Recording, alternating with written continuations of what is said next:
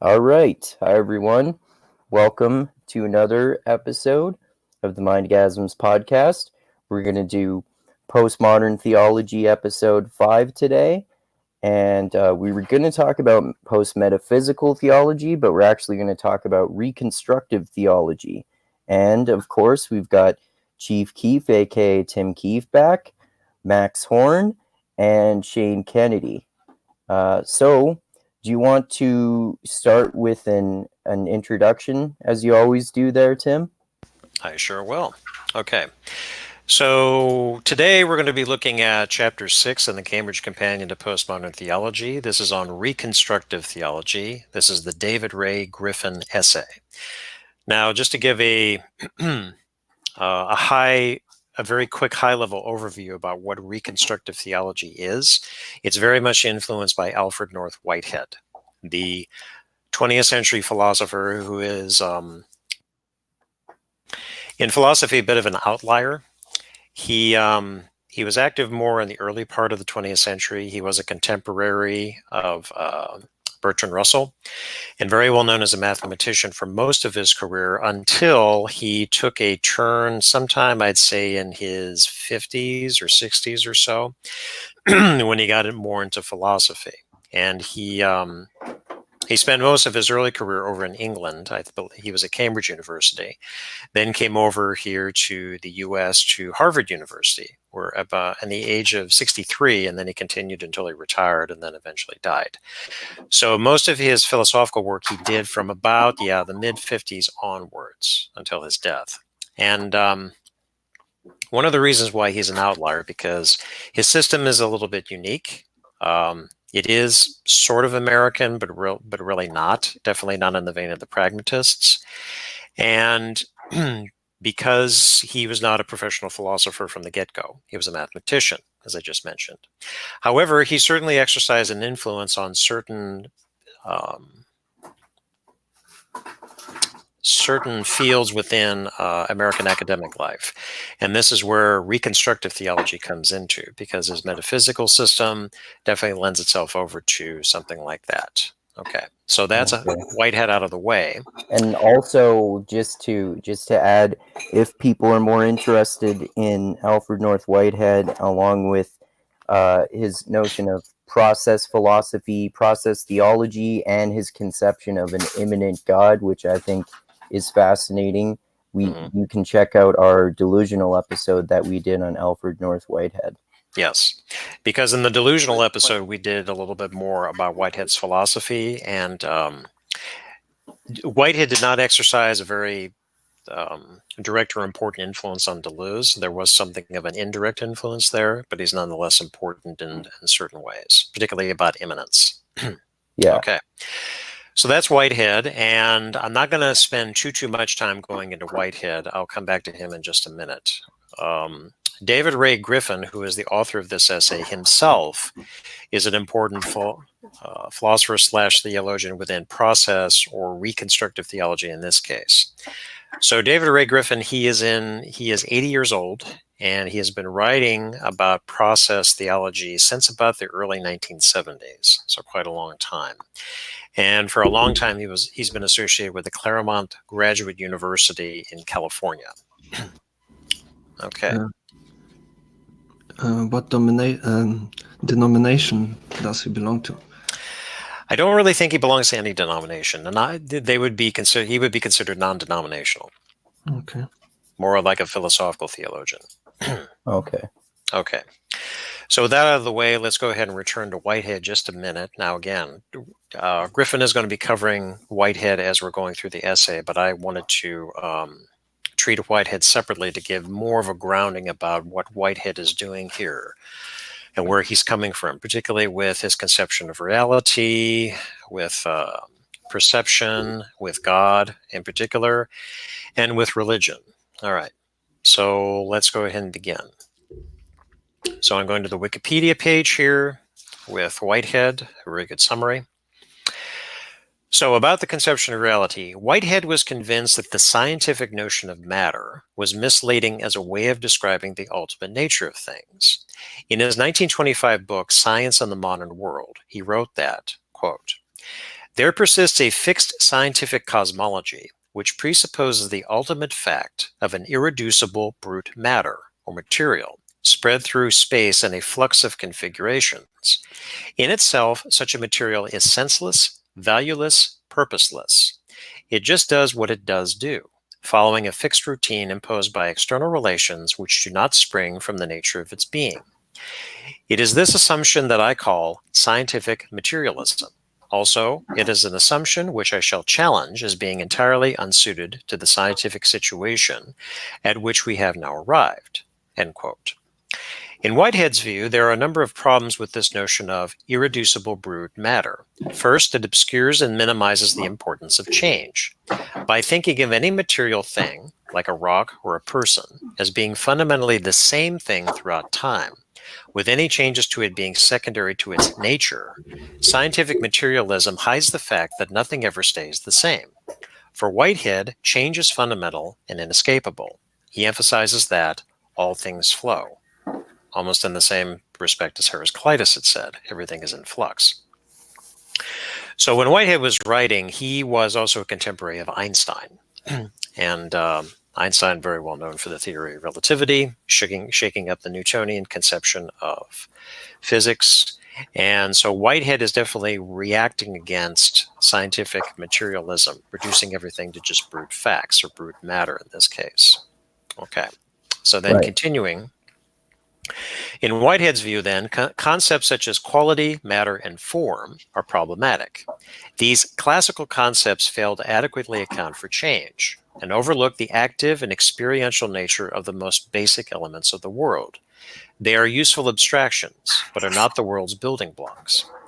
What is ordinarily conceived of as a single person, for instance, is philosophically described as a continuum of overlapping events.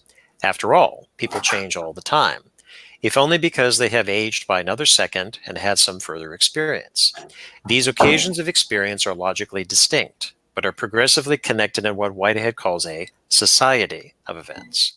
By assuming that enduring objects are the most real and fundamental things in the universe, materialists have mistaken the abstract for the concrete, what Whitehead calls the fallacy of misplaced concreteness. Okay. That's a good name for a fallacy.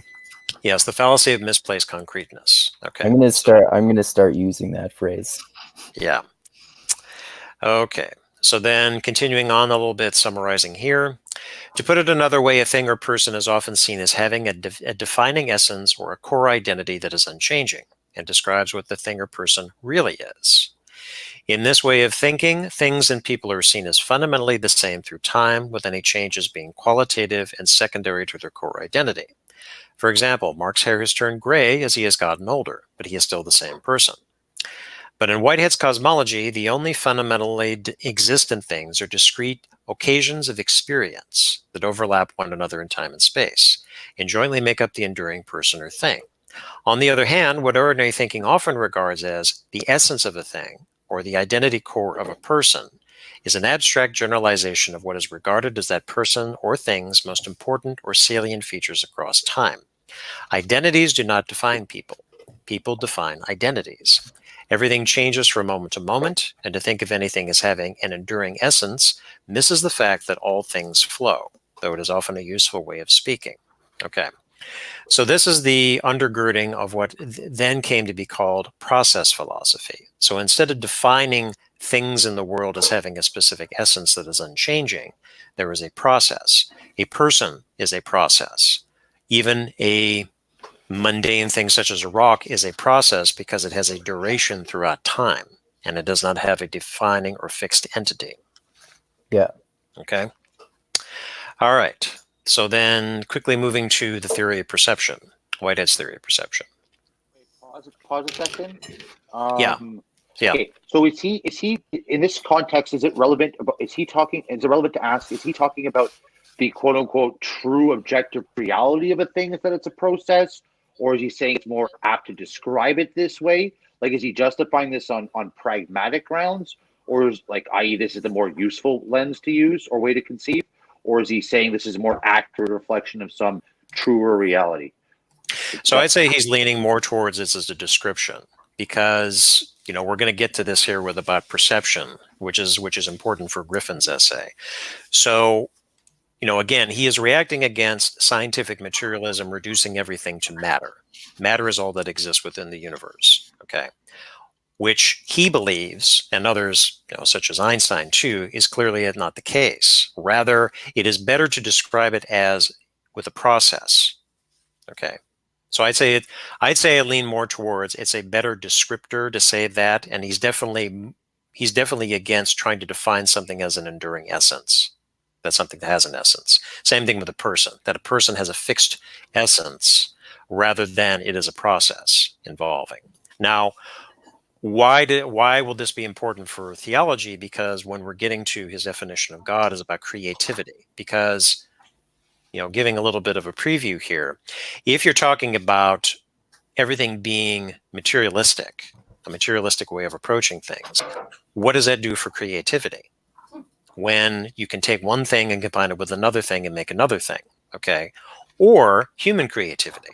Because if you reduce everything in a materialistic aspect, what does that do for a person? What does that do for a personality even? And what does that do for creativity? Also, trying to avoid such things like determinism and that. Does that make sense? Mm-hmm. Yeah. That does make sense. I think I actually encountered process philosophy when I was doing my brief examination of epistemology, because a lot of the science I encountered definitely did not use process, because it's very view things at one time, measure them kind of way of looking at it, instead of inherently viewing things as in flux, right? So, and these things are static and unchanging, and let's measure them against these other things that are static and unchanging. Right.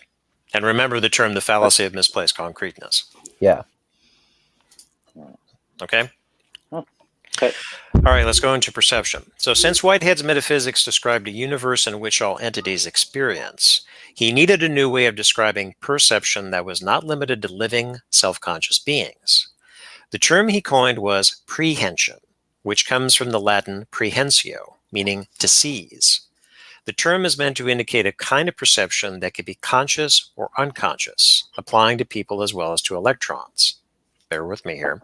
It is also intended to make clear Whitehead's rejection of the theory of representative perception, in which the mind only has a private ideas about other entities. For Whitehead, the term prehension indicates that the perceiver actually incorporates aspects of the perceived thing into itself. Let me read this again. For Whitehead, the term prehension indicates that the perceiver actually incorporates aspects of the perceived thing into itself. In this way, entities are constituted by their perceptions and relations, rather than being independent of them. Further, Whitehead regards perception as occurring in two modes: causal efficacy, or physical prehension, and presentational immediacy, or conceptual prehension. This makes me think. This kind of makes me think of Alfred North Whitehead's conception of immanence, and particular, like an example would be his perception of an immanent God, in that, like, the idea is that you're interacting with God and changing God as God is interacting with you and changing it, in the same way that we're living our lives interacting with things and people, and they are changing us as we are changing them. Yes. Good way to summarize it. Cool. Okay. So the thing about prehension is that when we, and we'll focus on we as human beings here, when we are perceiving something, there's not the, here's me and here's the thing. I'm perceiving this object. And then critiquing representative perception, and he's not the only one ever since his time to criticize the representative theory of perception or representative theory of mind or of consciousness or whatever it is, because the representative theory has its own problems, such as whatever is represented to us in our mind, is this how it actually exists in reality? Can't say. Lots of arguments. There's arguments for and there's arguments against that. But with the term prehension is that when we are perceiving it, it is an interactive process. As we perceive it, we are a part of the perception, and then we are also aware of the perception too. So I kind of like the term prehension, although it's not more clearly fleshed out here, as seizing upon something instead of abstractly, dispassionately, disconnectedly perceiving something. It's based on that premise. I hear a whisper. My mom's telling me about a hymn that incorporates that idea called "In Loving Partnership." Oh, okay. Okay, we got to get your mom on sometime.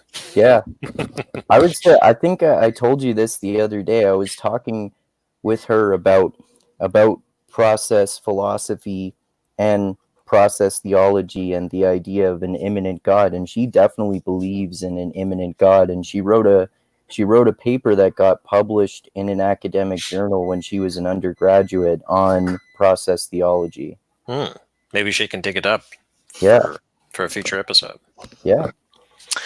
Okay, so continuing on. Whitehead describes causal efficacy as the experience dominating the primitive living organisms, which have a sense for the fate from which they have emerged and the fate towards which they go. It is, in other words, the sense of... Yep. It is, in other words, the sense of causal relations between entities, a feeling of being influenced and affected by the surrounding environment, unmediated by the senses. 1 minute. Presentational immediacy, on the other hand, is what is usually referred to as pure sense perception, unmediated by any causal or symbolic interpretation, even unconscious interpretation. In other words, it is pure appearance, which may or may not be delusive, that is, mistaking an image in a mirror for the real thing. Okay? Okay. So causal efficacy for primitive living organisms. So if you're talking about, say, an amoeba, all right, the amoeba perceives, but is it like human beings perceive? Probably, most likely not. It's more attuned to, it is perceiving maybe a threat. The amoeba is moving forward, it perceives a threat through whatever means, and then it decides to back away and go in a different direction. Okay. Do amoebas perceive threats? Are they capable of that? It's an interesting question. We won't get too much into that. But okay. The point is, for primitive organisms versus higher organisms like human beings, or even some animals, well, even for animals, you could say it's primitive or causal efficacy, this type of perception, versus the pure sense perception, unmediated by any causal or symbolic interpretation. Now, Whitehead also did some lectures on the importance of symbolism. Okay, so one can perceive something through symbolic means. Maybe in the case of, if we're going to deploy religion here, and Shane, you can comment on this with the Orthodox sense, is that when you're dealing with icons, you are perceiving whoever the subject is, whether it's Christ or Mary or a saint. It's a symbolic means. The person no longer exists; they're no longer alive, and you don't have an immediate perception of that person, seeing them right in front of you in an apparition, but you perceive them in a sense through the icon, which is a symbolic representation. Maybe you could talk a little bit more about that with icons. Let me just interject first and say I just found out I do have more time than I thought I was going to. Okay. Sorry, go ahead, Shane. I don't remember all the details of this, but I do remember that the older definition of the word symbol was less of an abstract, like it's a symbol is like separate from the thing. Whereas I think the old definition of symbol was it was actually a concrete pointer of the actual thing. So again, I could get it wrong, but I think there's this concept called theo, which is like the image of God. So this is like that light that you would see. It would be the burning bush. These things would be a theophany in Orthodoxy. So I think the image allows some sort of access to the essence of a thing, whether it's like you're seeing the energies of it, if it's God, because you can't directly access God's energy, depending how you define your God. But there definitely is that idea that the image is like a vehicle or symbol to access things. Does that speak to what you were talking about? Yeah, it's close to that. It also brings to mind in previous podcasts when I've covered postmodernism, particularly Jean Baudrillard, who, when talking about there are some stages that that culture has progressed through, starting with the symbol, is that you're correct, is that the symbol is a representation of something else. And there is a strong connection between that symbol and the something else, way back when. Until now, when we're dealing with hyperreality, which is the simulacra itself has no connection to anything, and it is taken as a thing itself. Such as Celebration, Florida, which is part of Disney World, is a constructed town, a simulacra of an actually existing town. I was just thinking about that in terms of Black Friday, which recently happened, for example. That's an entirely human invented, well, all holidays are human invented, but entirely invented holiday for the sake of corporations and buying things. Well, I wouldn't call it a simulacra, though. It's, a simulacra is, the core of the term is a simulation in something. I think I've mentioned this previously before. The last time I went to Disney World was many, many years ago, and certainly Epcot Center was one of the newer parks. This is long before MGM Studios and all that crap. You had the World Showcase. Okay, so you went there, it was part of the park, and you could go into France, or you could go into Canada, or you could go into Germany, and you have things like, hey, there's the Eiffel Tower, or there's Parliament Hill, or there's a beer garden, or things like that. And you're having this experience, quote unquote, of what the country is, but it's a simulacrum. You're not actually there. That's what the point is. Right. Okay. Just like lots of other amusement parks in certain respects. Yeah, for sure. Okay, so finishing off with perception. In higher organisms like people, these two modes of perception, again, causal efficacy and presentational immediacy, combined into what Whitehead terms symbolic reference, which links appearance with causation and a process that is so automatic that both people and animals have difficulty refraining from it. By way of illustration, Whitehead uses the example of a person's encounter with a chair. An ordinary person looks up, sees a colored shape, and immediately infers that it is a chair. However, an artist, Whitehead supposes, might not have jumped to the notion of a chair, but instead might have stopped at the mere contemplation of a beautiful color and a beautiful shape. This is not the normal human reaction. Most people place objects in categories by habit and instinct, without even thinking about it. Moreover, animals do the same thing.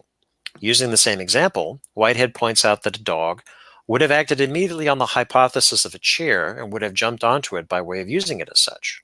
In this way, symbolic reference is a fusion of pure sense perceptions on the one hand and causal relations on the other, and that it is in fact the causal relationships that dominate the more basic mentality, as the dog illustrates, while it is the sense perceptions which indicate a higher grade mentality, as the artist illustrates. Okay. And with that, we are done with perception. So let's go ahead and jump to God. All right. So continuing. Whitehead's idea of God differs from traditional monotheistic notions. Perhaps his most famous and pointed criticism of the Christian conception of God is that, quote, the church gave unto God the attributes which belonged exclusively to Caesar. Here, Whitehead is criticizing Christianity for defining God as primarily a divine king who imposes his will on the world, and whose most important attribute is power. As opposed to the most widely accepted forms of Christianity, Whitehead emphasized an idea of God that he called, quote, the brief Galilean vision of humility. It should be emphasized that for Whitehead, God is not necessarily tied to religion. Rather than springing primarily from religious faith, Whitehead saw God as necessary for his metaphysical system. His system required that an order exist among possibilities, an order that allowed for novelty in the world and provided a name to all entities. Whitehead posited that these ordered potentials exist in what he called the primordial nature of God. However, Whitehead also was interested in religious experience. This led him to reflect more intensively on what he saw as the second nature of God, the consequent nature. Whitehead's conception of God as a dipolar entity has called for fresh theological thinking. Okay. So we defined earlier with the metaphysical system about process, also potentiality and possibilities. So again, Whitehead is arguing against a purely materialistic conception of nature.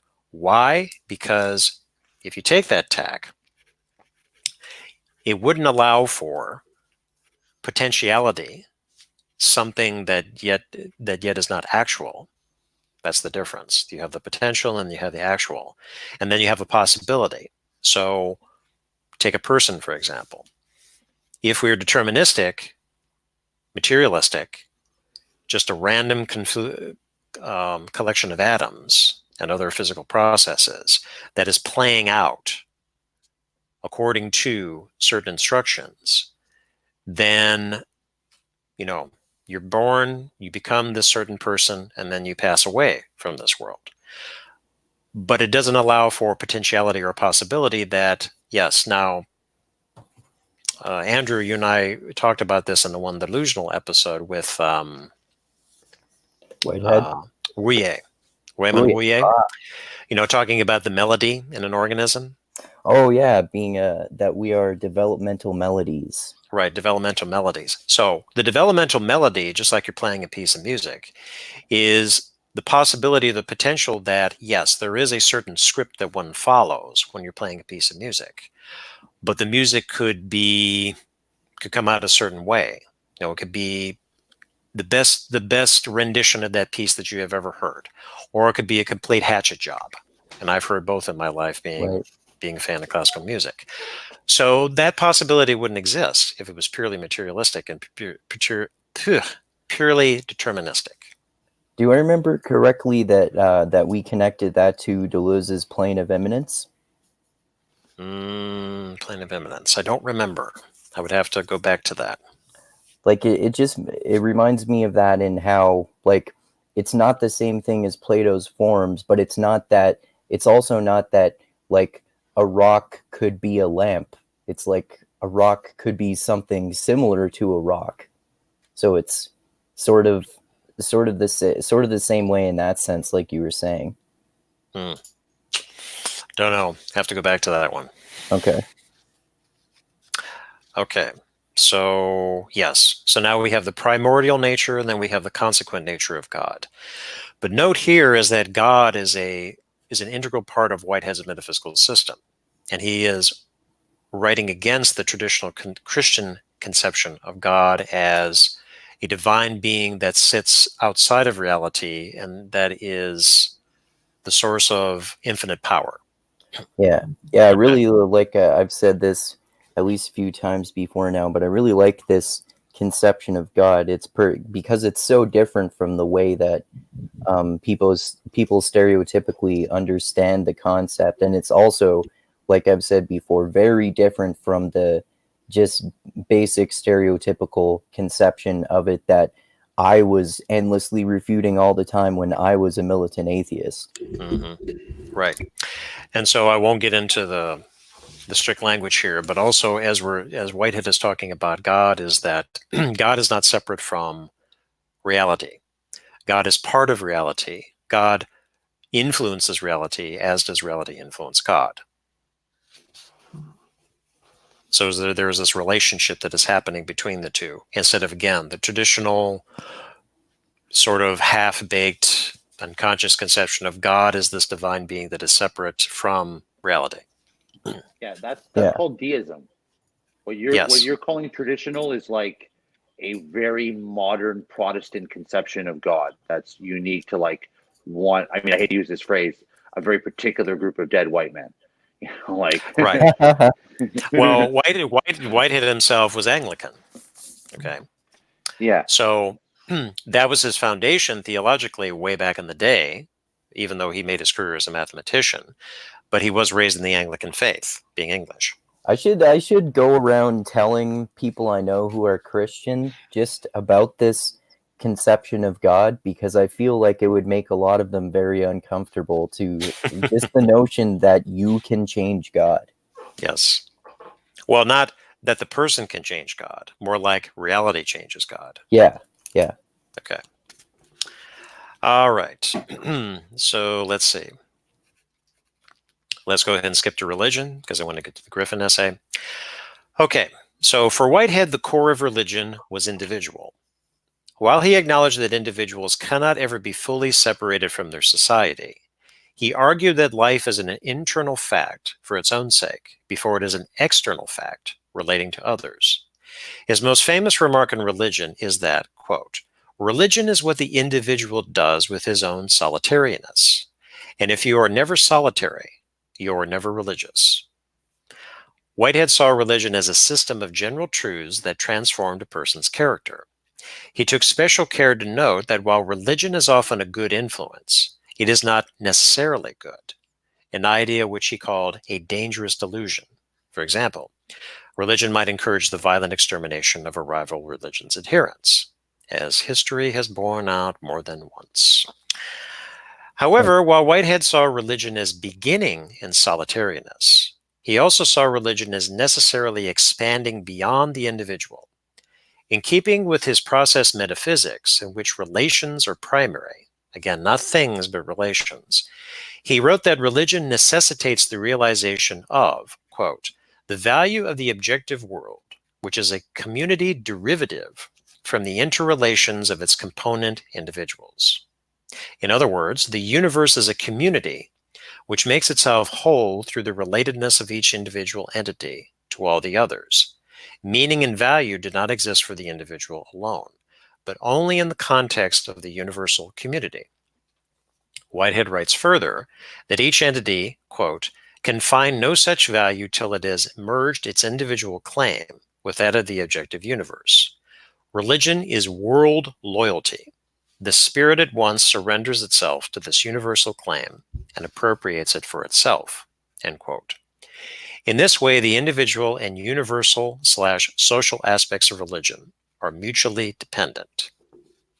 And then Whitehead also described religion more technically as, quote, an ultimate craving to infuse into the insistent particularity of emotion that non-temporal generality, which primarily belongs to conceptual thought alone. In other words, religion takes deeply felt emotions and contextualizes them within a system of general truths about the world, helping people to identify their wider meaning and significance. For Whitehead, religion served as a kind of bridge between philosophy and the emotions and purposes of a particular society. It is the task of religion to make philosophy applicable to the everyday lives of ordinary people. That's really interesting. Okay. I was thinking about two things in relation to what you just said there. First of all, I like the part where it was saying that you can't just assume that religion is all good and it was making me think that it's just as bad as assuming that religion is all bad, which militant atheists do. But militant atheists, they throw the baby out with the bathwater, unfortunately. Yeah, for sure.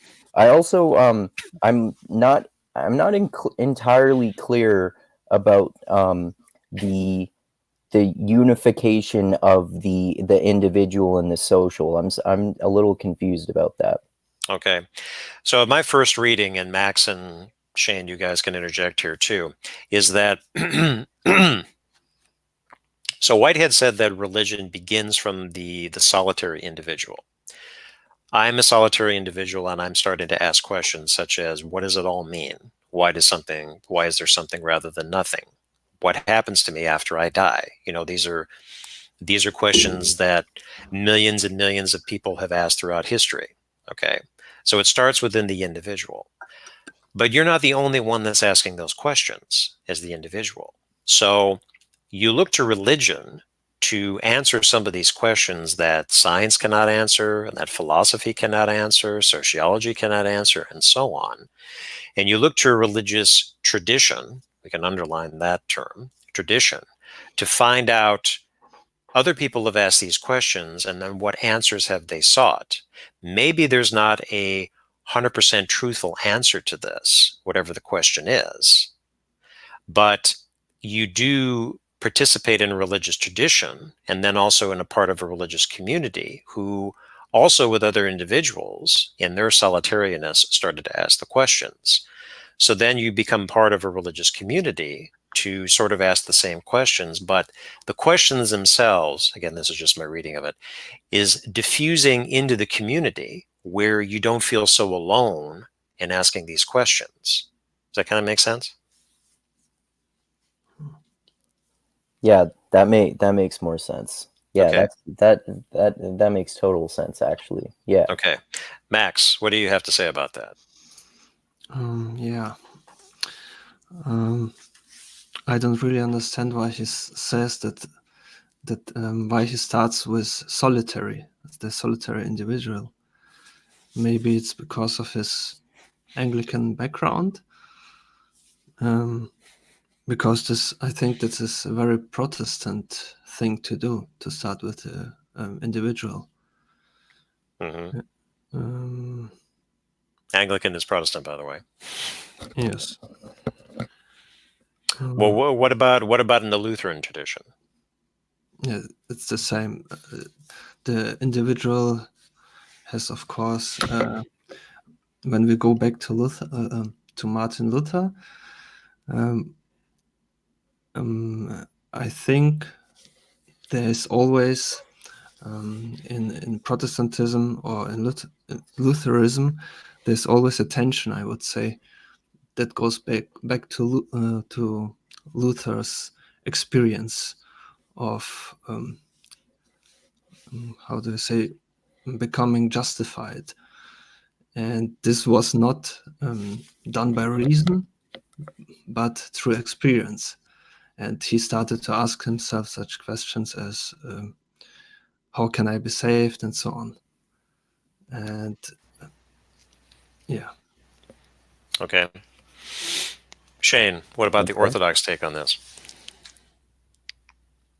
Well, I mean, first the Shane take is what are you grounding your definition of good in? Like this, like, I mean, it's quote unquote obvious that eliminating another religion is bad, but if that's a religion of like a death cult that believes in like killing every single person on the planet, then it's not bad, right? So this, No. and now I'm not. I don't. We can decide whether it's relevant for our purposes to discuss this, but to just kind of casually throw in a definition of good, because one thing I'm looking at right now is, do you philosophically derive what is good and true, or is it revealed by God? So, like, for instance, so if God defines what's good, then it's kind of like that wouldn't really. I don't know if that would work in his system per se, right? So, anyways, that would be one question. Where is he grounding his definition of good? And then the second thing with religion is personal. I see what he's kind of getting at, because I guess we're kind of individuals, but just on the evolutionary side, the concept of the individual is like, as we now think of it, is like 300-400 years old. For like billions of years, or not billions of years, for hundreds of millions of years, mammals, especially humans, didn't exist as a single human was a dead human. So this idea of using that layer of resolution when most religion and conceptions would have been evolved in an environment where that idea wouldn't make any sense, I find that a little odd. And then from a religious standpoint, the whole manifestation of the body of Christ, or the Trinity, with the love between the three parts, or the idea of a relationship with God, or one making one flesh with Adam and Eve coming together in marriage. Constantly, Christianity echoes the idea that the true nature of people is in communion, is in their togetherness. So again, I find this idea of the locus being on the individual kind of odd. So I like that. I like that point. I like that point a lot. Well, Shane, can I just ask you one thing before Tim responds there? Would you say, just to clarify, are you saying that God tells you what is good? And if that's the case, how do you know when that is happening? well, I mean, I'll just give like a short answer, but I mean, and this is my limited understanding, but basically the idea of revelation, the idea of like the Holy Spirit, the idea of a prophet, the idea that Jesus came down and manifested, all these are different ways that the Creator and God has revealed or transmitted this primary knowledge to humanity, right? And then and then from there, you would start asking questions. Well, how do you verify that, right? So maybe a prophet, the thing comes true. Jesus has his miracles. Christianity actually works, which would be one I would tend to go with, right? And then the final proof that these truths are true is you end. Well, here I maybe contradicting myself. It's the personal experience of God.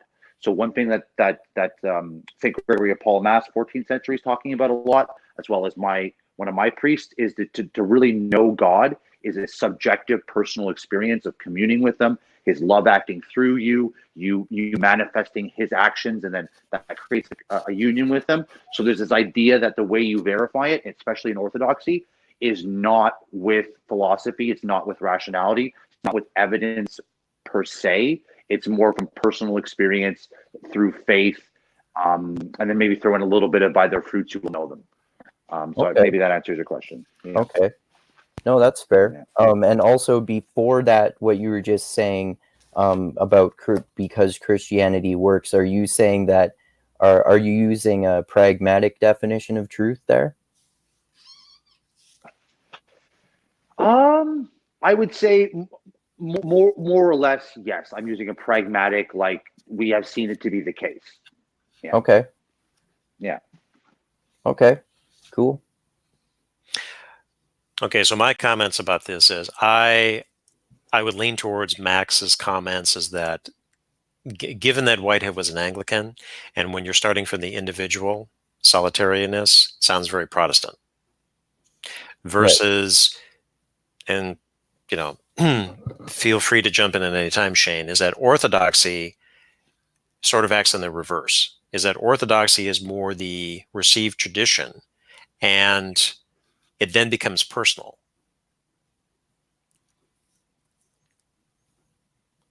Yeah, I would say so. Because if I understand it correctly, the way Christianity worked originally and the way they claim it operates now is, for whatever reason, you're drawn to Jesus, you're drawn to God, and you're like, okay, I want to do this. So the baptism gives you the new life. So you're actually, that part of you that can actually commune with God is created through that. It's sealed, and the Holy Spirit enters you through your chrismation. And then when you do commune, you actually literally become, whatever that means, part of his body with all other Christians inside Christ, inside God, inside love. And you're all actually are Jesus. God's in you and you are in God, and all that good stuff, right? So I think that lines up with what you said, Tim. So yeah. Okay. All right, so then before we get to the Griffin essay, just one more paragraph I wanted to read here. This is Process, Philosophy, and Theology.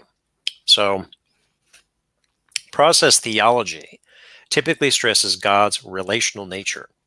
Rather than seeing God as impassive or emotionless, process theologians view God as, quote, the fellow sufferer who understands, and as the being who is supremely affected by temporal events.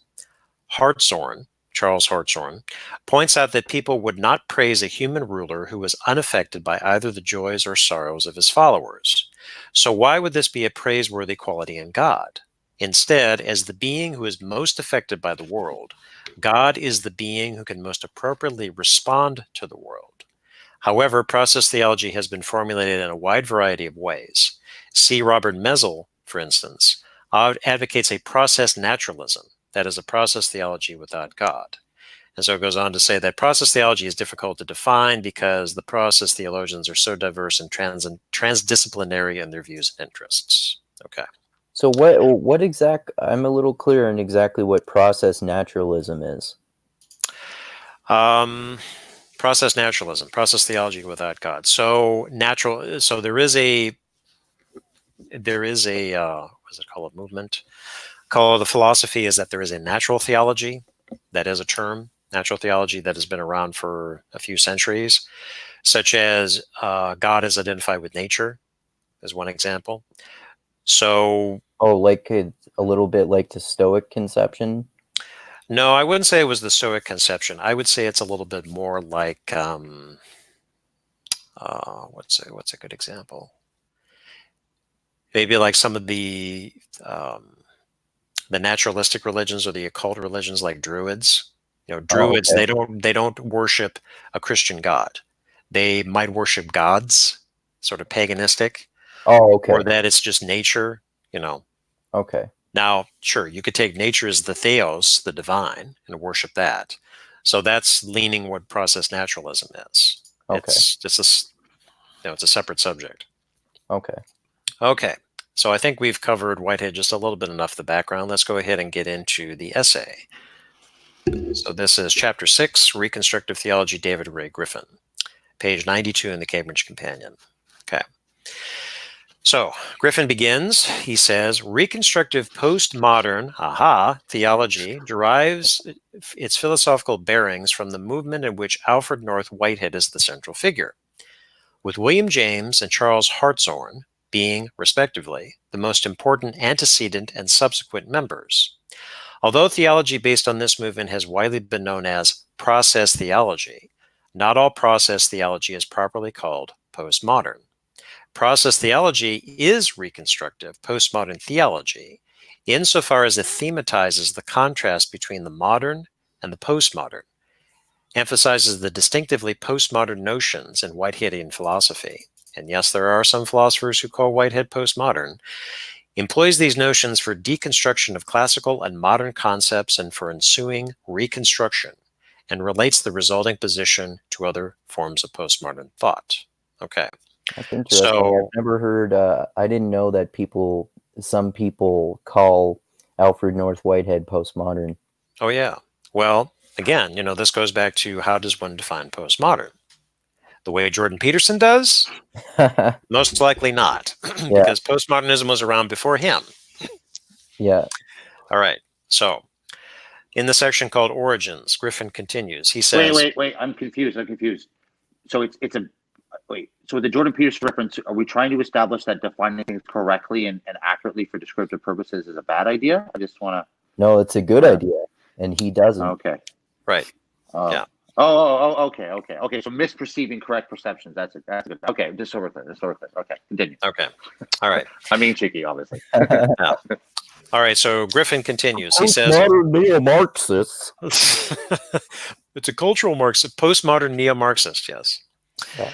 All right. So when although you get a room with them, you get the full thing. That's how it works. It's not one guy together. Yeah, that's right. Okay. Although the term postmodern was not used by Whitehead himself, the notion is implicit in his 1925 book, Science and the Modern World, in which he says that recent developments in both physics and philosophy have superseded some of the scientific and philosophical ideas that were foundational for the modern world. Whitehead's most explicit statement about the end of the modern epoch occurs in a discussion of William James's 1904 essay, Does Consciousness Exist?, the crux of which Whitehead takes to be the denial that consciousness is a stuff that is essentially different from the stuff of which the physical world is composed. Whitehead suggests that, just as Descartes, with his formulation of a dualism between matter and mind, can, with some exaggerations, be regarded as the thinker who inaugurated the modern period. James, with his challenge to Cartesian dualism, can, with similar exaggeration, be regarded as having inaugurated a new stage in philosophy. Viewing this challenge together with what that offered to scientific materialism by physics in the same period, Whitehead suggested that this, quote, double challenge marks the end of a period which lasted for about 250 years. Having described the scientific and philosophical thought of that period as distinctively modern, Whitehead thereby implied that his own philosophy, which sought to unite the philosophical implications of relativity and quantum physics with the Jamesian rejection of dualism, was distinctively postmodern, but without using the term. Interesting. Okay, so he is anti-dualistic, and he is incorporating the new developments in relativity and quantum physics. So, using these as the basis for a definition of what the postmodern is, it comes after the modern. Descartes being the inaugurator of modern philosophy and dualism, particularly. Right. Okay. All right. So then continuing. So then Griffin mentions John Cobb, who is an important process theologian.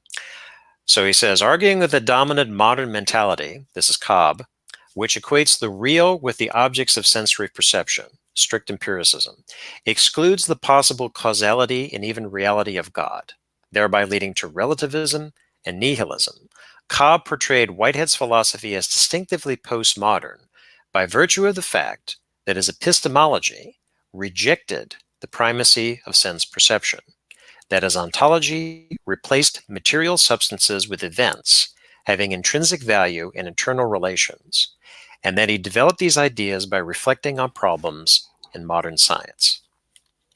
So is part of the implication there that it refutes sense perception? No, it doesn't refute sense perception. It rejects the primacy of sensory perception. Okay. Okay.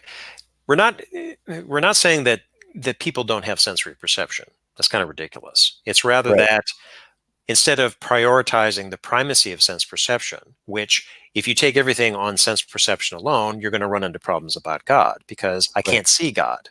Therefore, God doesn't exist. Oh, Right? okay. That's a very simplistic chain of argumentation from I can't see it, therefore it doesn't exist. Right. Okay. Okay. Yeah, that makes sense. Yeah. Okay. So then rejected the primacy of sense perception, and then the ontology replacing material substances. We already covered this. Instead of things, matter, we have internal relations, possibility, potentialities, and all that. Okay? Yeah. So by doing that, and then Cobb is leaning in this direction, this opens up new possibilities for returning to theology. Okay? Does that make sense? Yeah. So if you're downgrading, let's go back to sense perception again. If you're downgrading sense perception, it's important, but it's not the only thing that's there. Just because you can't see it doesn't mean it exists or that it's definitely not important. Right. Okay. So then skipping along, page 95, Griffin mentions John Herman Randall Jr., another process theologian.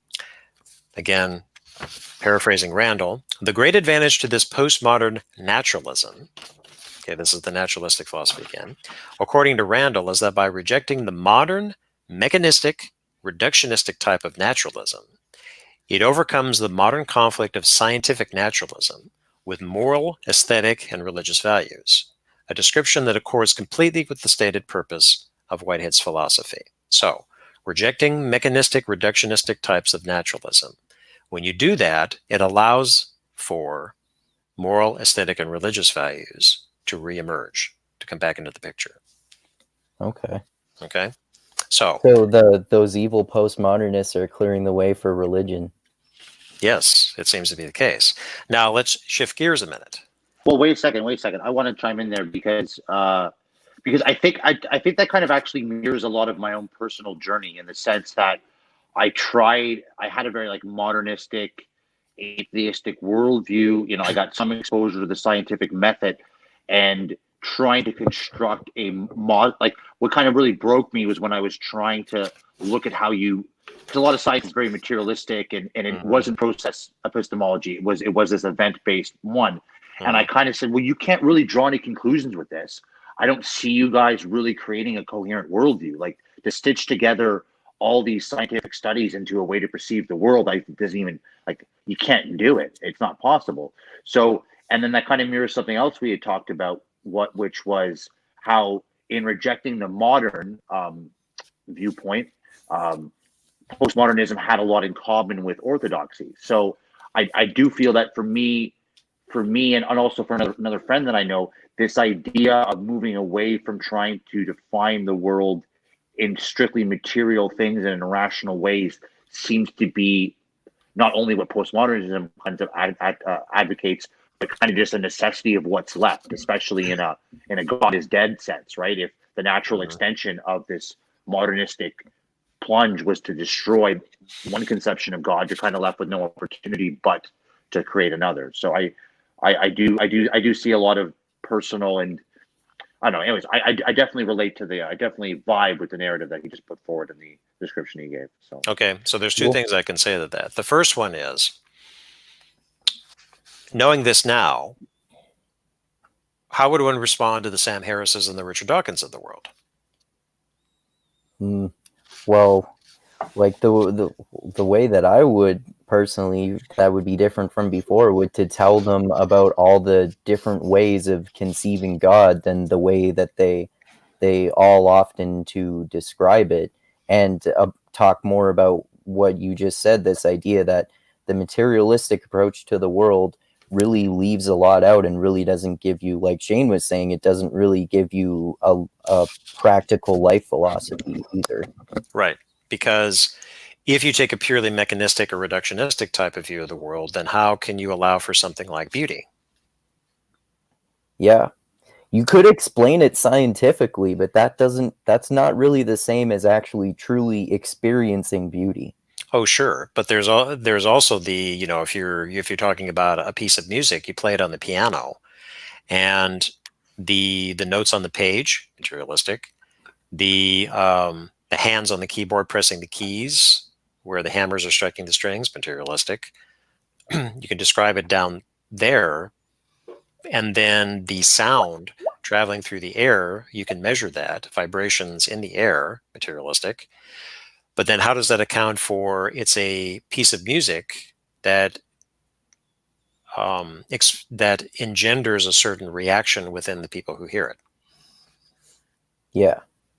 Hard to do. Well, that's a problem with reductionism writ large, right? Like reductionism is very fit for purpose, and we all agree in, say, physics, landing things on the moon, building a bridge. But the more holistic the thing you're dealing with, and I would argue when you get to a full human, that's when the reductionism really starts to break down, right? Right. Because there's just too much going on. Yeah, because if you're looking at something like biological psychiatry, for example, that the source of depression are brain states, chemical imbalances in the brain. Okay, might be the case. Is it the case in 100% of the time? Of course it isn't. Yeah. Some people might feel depressed because of, you know, a loved one died, or they have a lack of meaning or purpose in their lives. They just feel aimless, drifting. Okay. It's similar to the eliminative materialist conception of consciousness that I used to have, which is that consciousness is just your brain. Right. Yeah. Yeah, for sure. Now, the second thing I wanted to add too is with postmodernism, again, leaning towards my definition of what the postmodern is a breakdown of the modern, where you had the pre-modern, then the modern and modernity, which was exemplified in science, and then showing what the limitations of scientific explanation is, or maybe some techno-scientific explanation of what it is, engendering all kinds of strange forms. This is what the postmodern is. Max, what do you think about all this? We haven't heard from you in a while. Yeah, I would say that reductionism can't really account for emergent properties, right, or for the phenomena of emergence. Yeah. But I'm still not clear. We are still talking about the concept of God, but not specific the Christian God, right? Or... No. Okay. Yeah. Not just yet. Okay. I just want to chime in. All right. Hello? Go ahead. You cut out. I just want to say that. Oh, no worries. As I've been talking more, I tend to use the term postmodern more to describe that breakdown that Tim was talking about. And I think what Peterson might be talking about might be an ism, like a postmodernism. So there is a type of postmodernist who has a certain ideology that is a type of postmodernism, perhaps a neo-Marxist one, and that as its own entity. We disagree on this, but we could debate back and forth to what extent that exists and in what ways. But I think that distinction between postmodern in Tim's definition applies in a lot of contexts where the postmodernist issue isn't really relevant per se, right? So, right, you bring up a very good point, Shane. There's a book of theory in my hundreds of books, and I can't for the life of me remember what it is, where I really like the way the author broke it down. It was a tripartite division. Now we're looking at the modern, for example. That's where they start from. You have modernization, modernity, and modernism. So modernization is an activity from simple to more complex, such as instead of shitting in the woods, you have flush toilets. Okay, that's a benefit of modernization. Modernity is a state of affairs. Okay, you have pre-modernity type societies, which are more tribal, culturally specific and so on, versus modernity, where you have it's more individualistic, urban instead of rural. Lots of ways that you can define modernity. And then modernism, which was an artistic movement to demonstrate and to show some of the qualities, the characteristics of what modernity is. City life, factories, lots of different things you can move in there. So I like that breakdown of modernization, modernity, and then modernism. So when you're getting to the postmodern, there's no postmodernization. No such term exists. There is postmodernity, another state of affairs. And then when postmodernism is where it runs into problems. Because when you make it an ism, you point to it and you say, this is a coherent body of thought, therefore we must reject this. Mm-hmm. Versus postmodernity is a state of affairs where you can point to many hallmarks of what the postmodern is, of what postmodernity is, but it isn't cohesive. Yeah, it's not really, like you said, it's not really a cohesive set of ideas that people advocate for. Right. Exactly. So I've always retained that kind of a definition of what the postmodern and postmodernity is, avoiding whenever I can postmodernism because I don't want to fall into that trap. Right. Okay. All right. So continuing on, Griffin, the next section, the questions of metaphysics and reality. So he says, many postmodernists, for example, presuppose the Kantian conception, according to which metaphysics is the attempt to talk about things beyond all possible experience.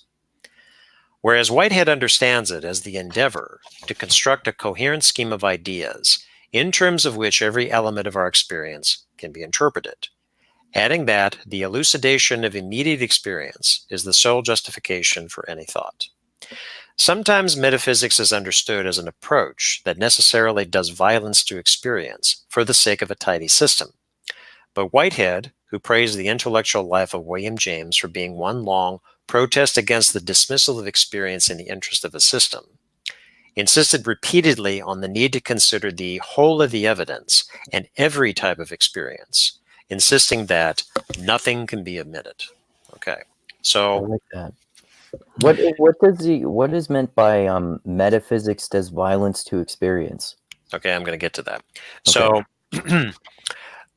in Kant's time, metaphysics was a bit of a problem, and this was one of his main tasks when he set out to write the Critiques.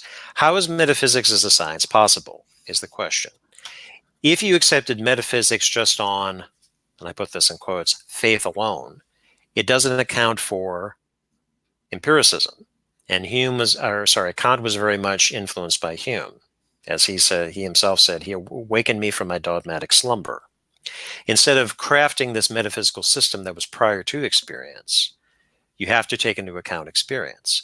But if you prioritize and you take the primacy of experience empiricism, then what does that do about metaphysics? Okay, when you talk about relations, you can't point to a relation. All you can point to are two different things that seem to be in relation to one another. Causality was a big one for Hume. When you say that A causes B, all you're seeing is a relation between two things. This thing of causality doesn't objectively exist. Okay, so all these were the questions that Kant was trying to address with metaphysics, the attempt to talk about things beyond all possible experience. Now, ever since Kant's time, there's been a lot of wrangling back and forth about metaphysics.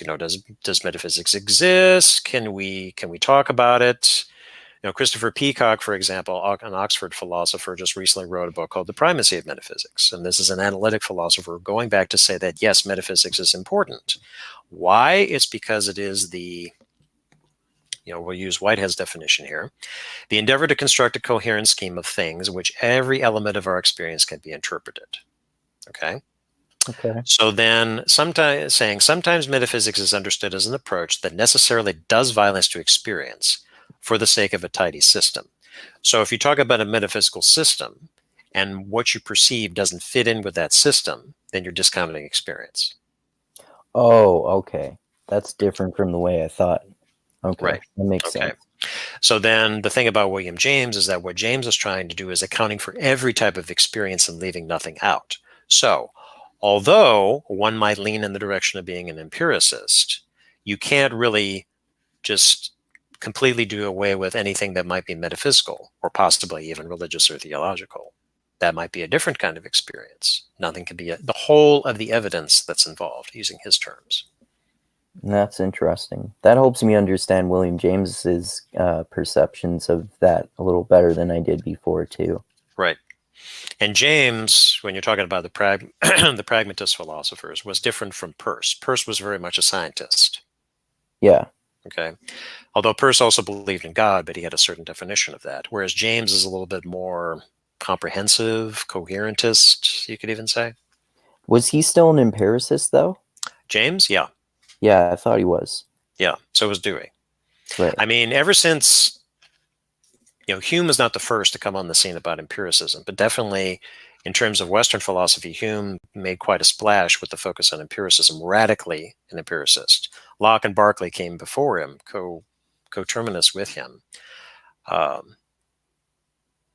in Right. asserting experience.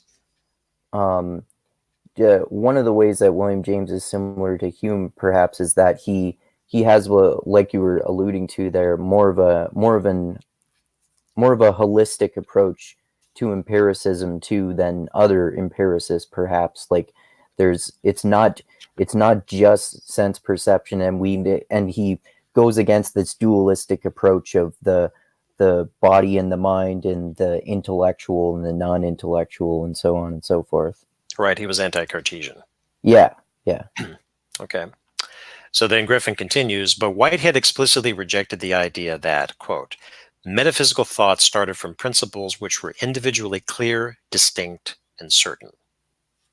So in other words, anti-foundationalist. Right. Okay. So some philosophers have taken metaphysics to be foundationalist. You start with your coherent system, everything else flows from that. Right. But metaphysics is important, but in no way is it foundationalist. Right. Okay, so then it continues, next paragraph.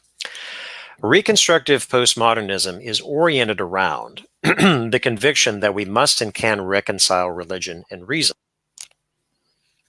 which in our time largely means religion and science. Key point here. Whitehead, in fact, said that philosophy's most important task is to show how religion and the sciences, natural and social, can be integrated into a coherent worldview. Many other postmodernists, by contrast, reject any attempt at a comprehensive account of things, whether the attempt be called a meta-narrative, metaphysics, or something else, considering all such attempts to be ideological efforts to impose one's will on others. But Whiteheadian postmodernists, while recognizing that every such attempt will involve distortions due to ignorance and bias, deny that the very effort to engage in comprehensive thinking necessarily involves hegemonial intentions. They argue, furthermore, that the human need for stories or narratives orienting us to reality as a whole cannot be removed by declaration. Okay. Okay? Everybody good so far? Any questions? Shane, Max, any questions, comments? No? You guys are good? Okay. So then Griffin continues. Okay, the differences here involve fundamentally different ideas about modernity's fatal flaw. While these other postmodernists see modernity as afflicted by rationalistic pretensions, Whitehead regards modernity as an essentially anti-rational enterprise. This point depends on the idea that the ideas that we inevitably presume in practice should be taken as the ultimate criteria for rational thought. Okay. Okay. So key distinction here. Modernity is an essentially anti-rational enterprise, not as a rational enterprise. That's interesting. Hmm. So does he go on to elaborate on that more? Yes. Okay. So Griffin continues. I'll just go ahead and read the rest of this. Rationalism, says Whitehead, is the search for the coherence of such presumptions. A precedent-setting instance of modern anti-rationalism was Hume's acknowledgement that in living, he necessarily presupposed various ideas, such as a real world and causal influence, that could find no place in his philosophy. So, although Hume was the radical empiricist, he could not get away from certain presumptions, or certain presuppositions, rather. Whitehead argues that, rather than resting content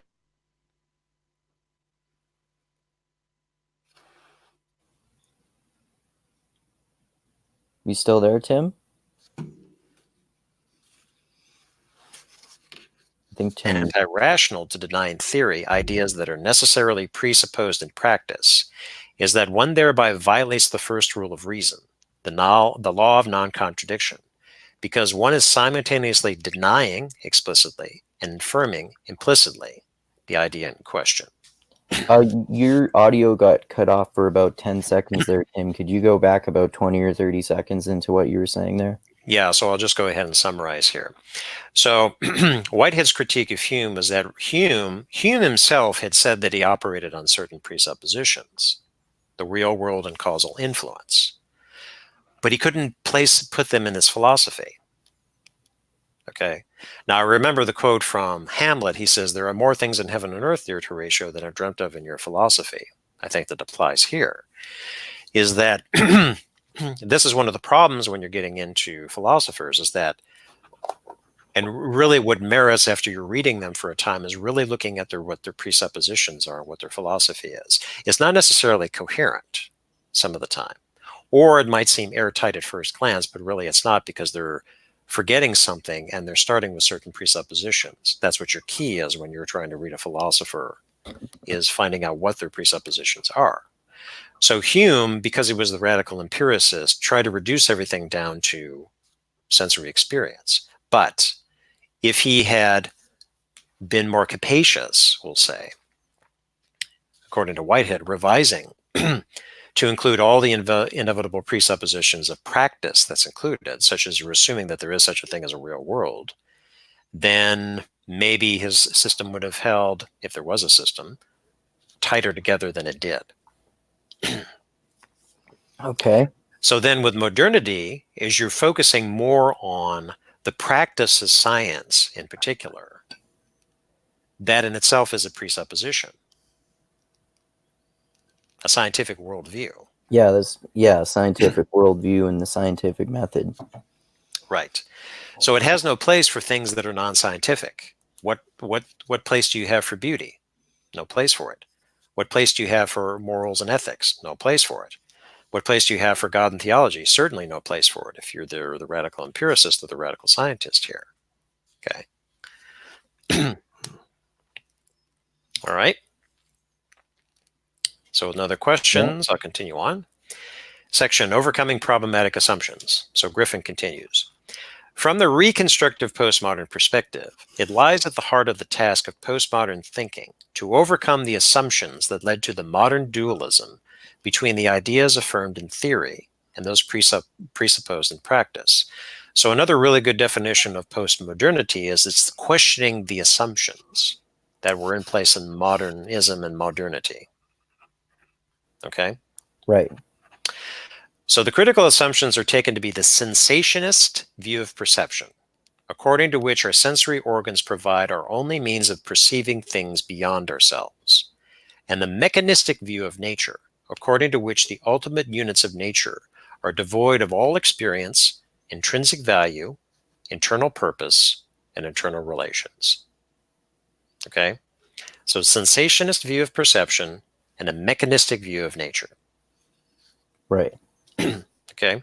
Shane, question for you. What does Orthodoxy have to say about the mechanistic view of nature?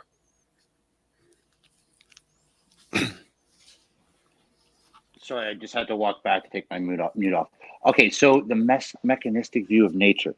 Yes. I think this will speak to your point. It's this is actually a picture I wanted to draw for Gregory, if you remember him. So I think in a mechanistic view, like we were just talking about, there's like those nested presuppositions or implicit axioms inside any viewpoint, right?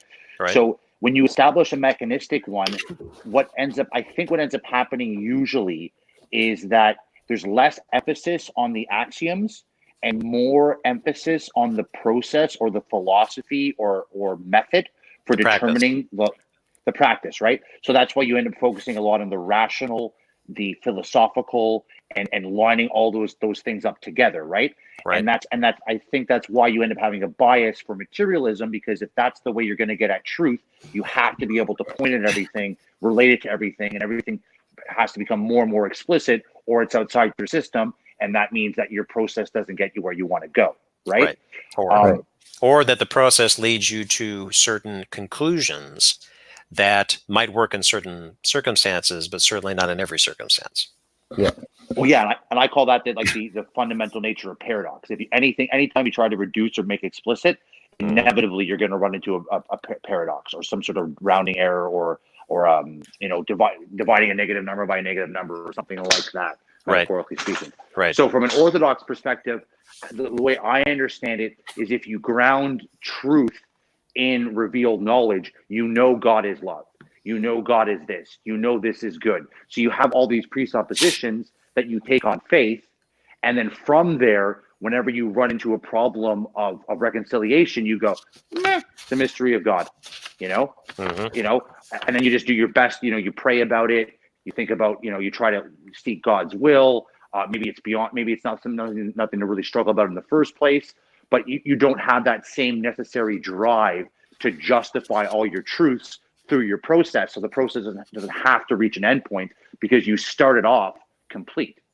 I have God. I have God's love. I know I'm supposed to serve God. To a certain extent, everything else is just a detail. So, so mechanistically speaking, it's like, I don't know. I think the Orthodox perspective would probably be, you want to build a bridge, go mechanistic. You want to experience love and unity with God and communion with your brothers and sisters. I don't know how far a mechanistic understanding of nature is really going to get you. Don't really know how relevant that is for me being a good Christian today. So, and does that answer your question, or? Yeah, in a way. I mean, the main thing is that a mechanistic view runs into problems. If you certainly take the tack about it has presuppositions, and especially with practice, because that, more than anything else, I would say, is really what the obsession of the scientific community maybe is about. Practice. Okay, it's the practice, scientific method. All right, you learn what the scientific method is, but then you know that it doesn't apply in every case. You can't explain everything scientifically, or if you try to, you're going to miss some critical things, or that as you said, it runs into a paradox, which, curiously enough, you don't hear a whole lot of scientists talking about. Yeah. Okay. Sorry, go on. And, the certain scientists who really don't seem to be humble about this, particularly more well-known scientists who we're not going to name because we know who they are, blathering on and on about, the scientific method, science is the future, science is going to explain all this, and then they don't really say too much about the paradoxes they run into. Now, those of us who take the time and really read in the history of science, or even the philosophy of science, are starting to see, well, wait a minute, we got some problems here. We can't even get clear about what a theory is, or what a fact is, or matter is, particularly with, then this is where Whitehead was coming from, as we saw earlier, that you cannot take the materialistic view. Well, he certainly did not take the materialistic view, and he was influenced definitely by things like relativity, because he was a contemporary of Einstein, and quantum physics, all the new developments in science that were coming up at the time that really blew apart what the prior assumptions of science was going from the late 19th century into the early 20th century. Yeah. Max, what do you think about all this? So I don't think that most scientists today do very much adhere to this mechanistic view of nature. For example, if you listen to some scientists, specifically physicists, there are some physicists that say, for example, that space-time is doomed and that quantum physics shows us or entails the view that maybe matter is not fundamental. So. Oh, interesting. Yeah, that's an important point. Mm-hmm. So maybe there's some change, a bit of a change. This stiff mechanistic view, I don't think that that there are many scientists who hold this view today anymore. It's just my opinion. But, Yeah. Okay. Area where the All right. mechanistic point, another area where the mechanistic pops up is that the mechanistic usually excludes human agency, and by being so deterministic or causally explicit, the role of free will in things ends up getting very much watered down. So this is a big problem that Gregory has with a lot of evolutionary theory, is which is his hobby horse, is that there's no, it explicitly excludes choice and intentionality, or and presupposes that God's will has no influence in reality. And whether that's right or wrong, it's an issue. It's an issue with any system that a priori excludes human agency and God's agency. So that's another problem with the mechanistic view. Right. Well, the difference with, like, in terms of God's agency is that it depends on whether you believe in God or not. But I see what you mean in terms of individual agency, but and God's agency if you believe in God. Mm-hmm. The system's just designed that it's not there. It's just implicit. So everybody in the room is going to talk and is going to be constructing mental castles in a world with no God, and whether they believe in it or not. And that's kind of, I mean, by all means, free will is free will. I mean, do what you want to do, but it could be considered rude if nothing else, and perhaps limiting otherwise, right, or presumptuous, let's say. Right. Now, I also want to go reaching into the postmodernists for a minute here. Something I've mentioned before is that when you're talking about meta-narratives, and Jean-François Lyotard was big on the meta-narratives, is he said that in terms of discourse, science is one form of discourse, but science is the only form of discourse that is obsessed with its own legitimacy. Mm-hmm. Which is problematic and kind of runs into that paradox, because how does science justify itself? How does it legitimate itself? Good question. I would say it's either just assumed, or to go back to what you said earlier, people say that it's like this is the way to the future. Right. Well, yes. I mean, if you could say that, well, science derives from reason. Okay, so number one, define what reason is. Number two, what are the characteristics of reason? And number three, what is reason in practice, and is science a part of that practice? Now you're stressing the practice, say, the practice of science rather than the theory of science. Yeah, that's probably more important to emphasize, really. Right. Because then you use the scientific method, presumably without the same evaluation of its importance as you would otherwise. Right, and the average person, when they listen to definitely a popular scientist like a Sam Harris or a Neil deGrasse Tyson, they talk all the time about, yeah, this is science. All right, well, then you take this person as an authority in science, and yes, this is what science say, and then they don't think anything more about that. Again, versus somebody like me or somebody like us who might be so inclined to pick up books on the philosophy of science, then you're starting to ask more questions. Yeah. About science itself. But topic for another time. Okay, going to the next page. Griffin continues. The sensationist theory of perception is responsible for many of the problems, including those involving causation, a real world, and a real past. And I won't get too much into what he says about Hume here, except the case of, we mentioned this before. You take the sensationist, where you only take what you have in your senses as real. Causation, what do you do about causation? You see one thing causes that influences another thing, and you says that it causes it, but you can't perceive causation itself. You really can't perceive a real world. All you can perceive are objects within what you call a world. And then the past itself. Does the past exist when you can't perceive the past? And all you can perceive is the now. Same thing with the future. The future has not yet come, but you talk about the future all the time as you do the past. Right.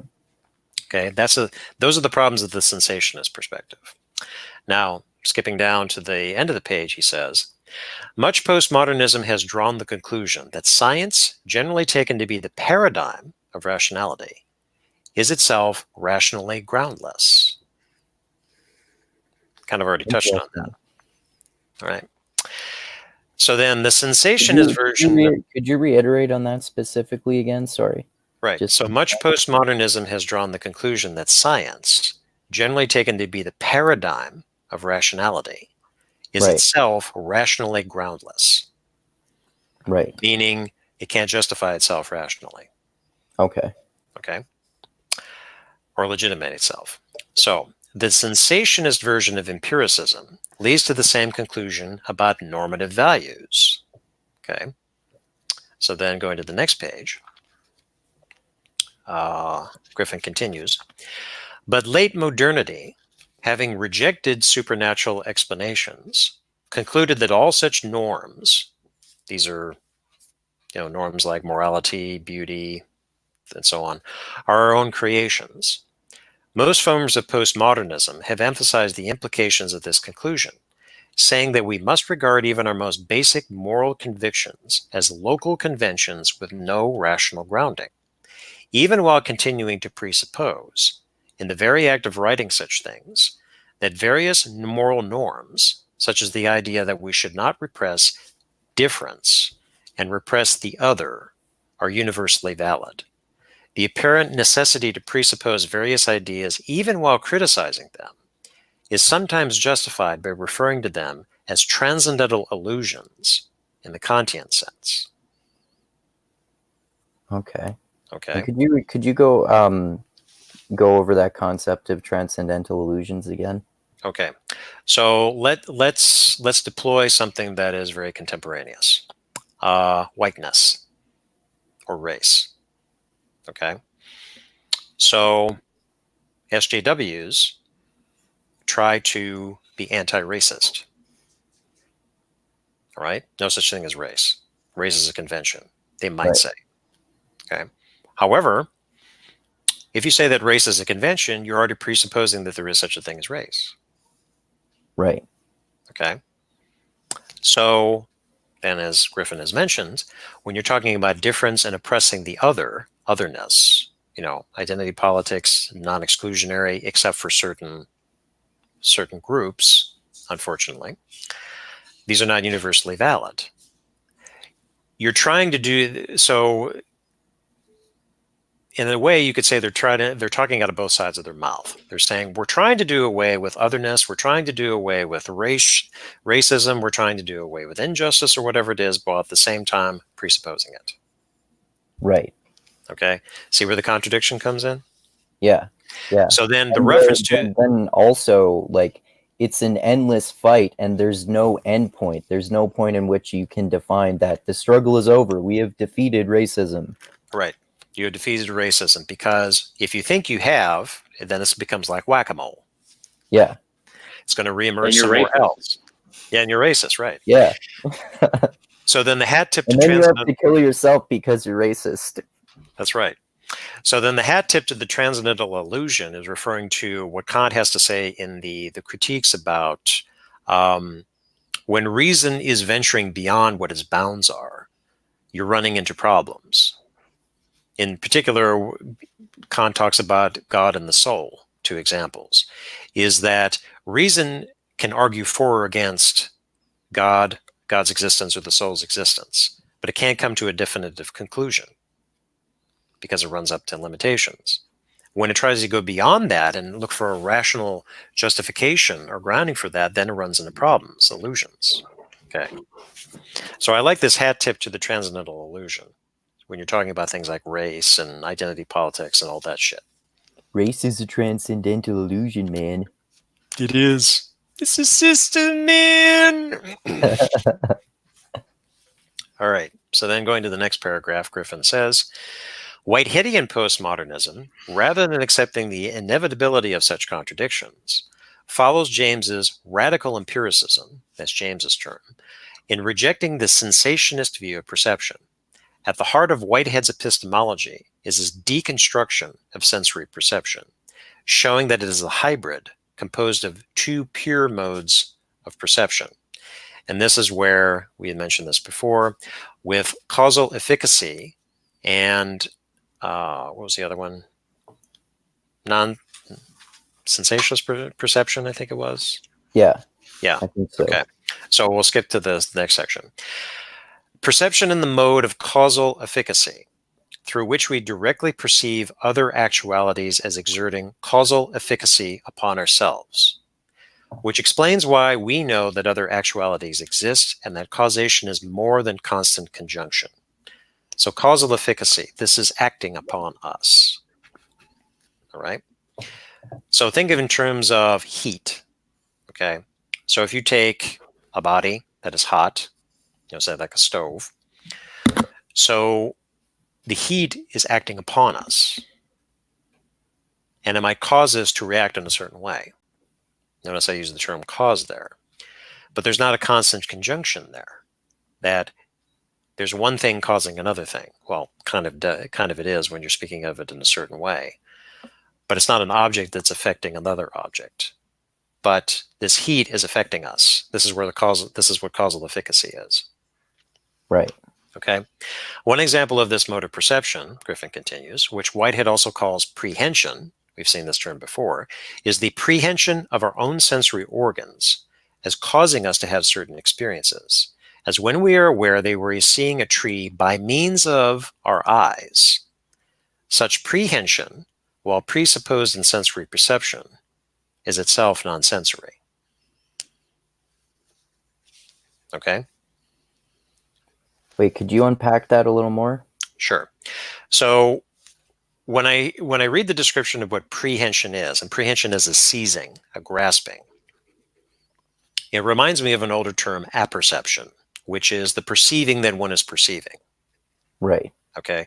So if you are listening to my voice, for example, you are perceiving my voice, but you are also aware that you're perceiving my voice. Now, one could call that apperception, or you could use Whitehead's term in saying that this is the prehension. Okay. You're aware that you are hearing my voice by virtue of, by means of your ears, your sensory organs. Right. Okay. So that is presupposed in sensory perception, but it is itself non-sensory, this prehension. Oh, okay. Okay. Okay. So continuing, another example of this non-sensory perception is our prehension of prior moments of our own experience, through which we know the reality of the past and thereby of time. So because we have lived for a certain time, we have certain memories of things that we did in the past. We know we did these, even though our memories might be a little bit fuzzy about the exact details, but we know that we did these. Okay? We perceive these past actions, these past events. Okay, the point depends on a third idea constructed by Whitehead. The idea, common to modern and pre-modern Western thought, though rejected long ago by Buddhists, that enduring individuals are substances, with a substance understood to be both actual and non-analyzable into entities that are more fully actual. According to Whitehead's alternative account, an individual that endures through time, such as an electron, a living cell, or a human soul, is analyzable into momentary actual entities, which he calls actual occasions. To remember a previous moment of one's own experience, therefore, is to prehend an actual entity that is numerically different from the actual occasion that is one's present experience. Modern and pre-modern thought, by regarding the soul or mind as numerically one through time, has blinded philosophers to our primary experiential basis for the idea of time. Okay, so Okay. again, this is where process comes in, process philosophy. Instead of there being, you have an essence that was present from birth and that is unchanged, even though externally, you've grown older, maybe something had happened to you, you lost a limb or whatever it is, but your essence, quote, essence, whatever this is, has persisted, it's perdurable throughout time. Whitehead's getting away from that. Rather, it's experiential. You do have this experience that you have been the same, you kind of are the same person, but you also were a different person in the past. Right. That's what accounts for that. We technically define ourselves as individuals, but we're very different from the way we used to be when we were first born. Right. This is what those actual occasions are. So Andrew, the 10-year-old, is numerically distinct from Andrew, the 30-year-old. And in many respects, is very different from the 10-year-old.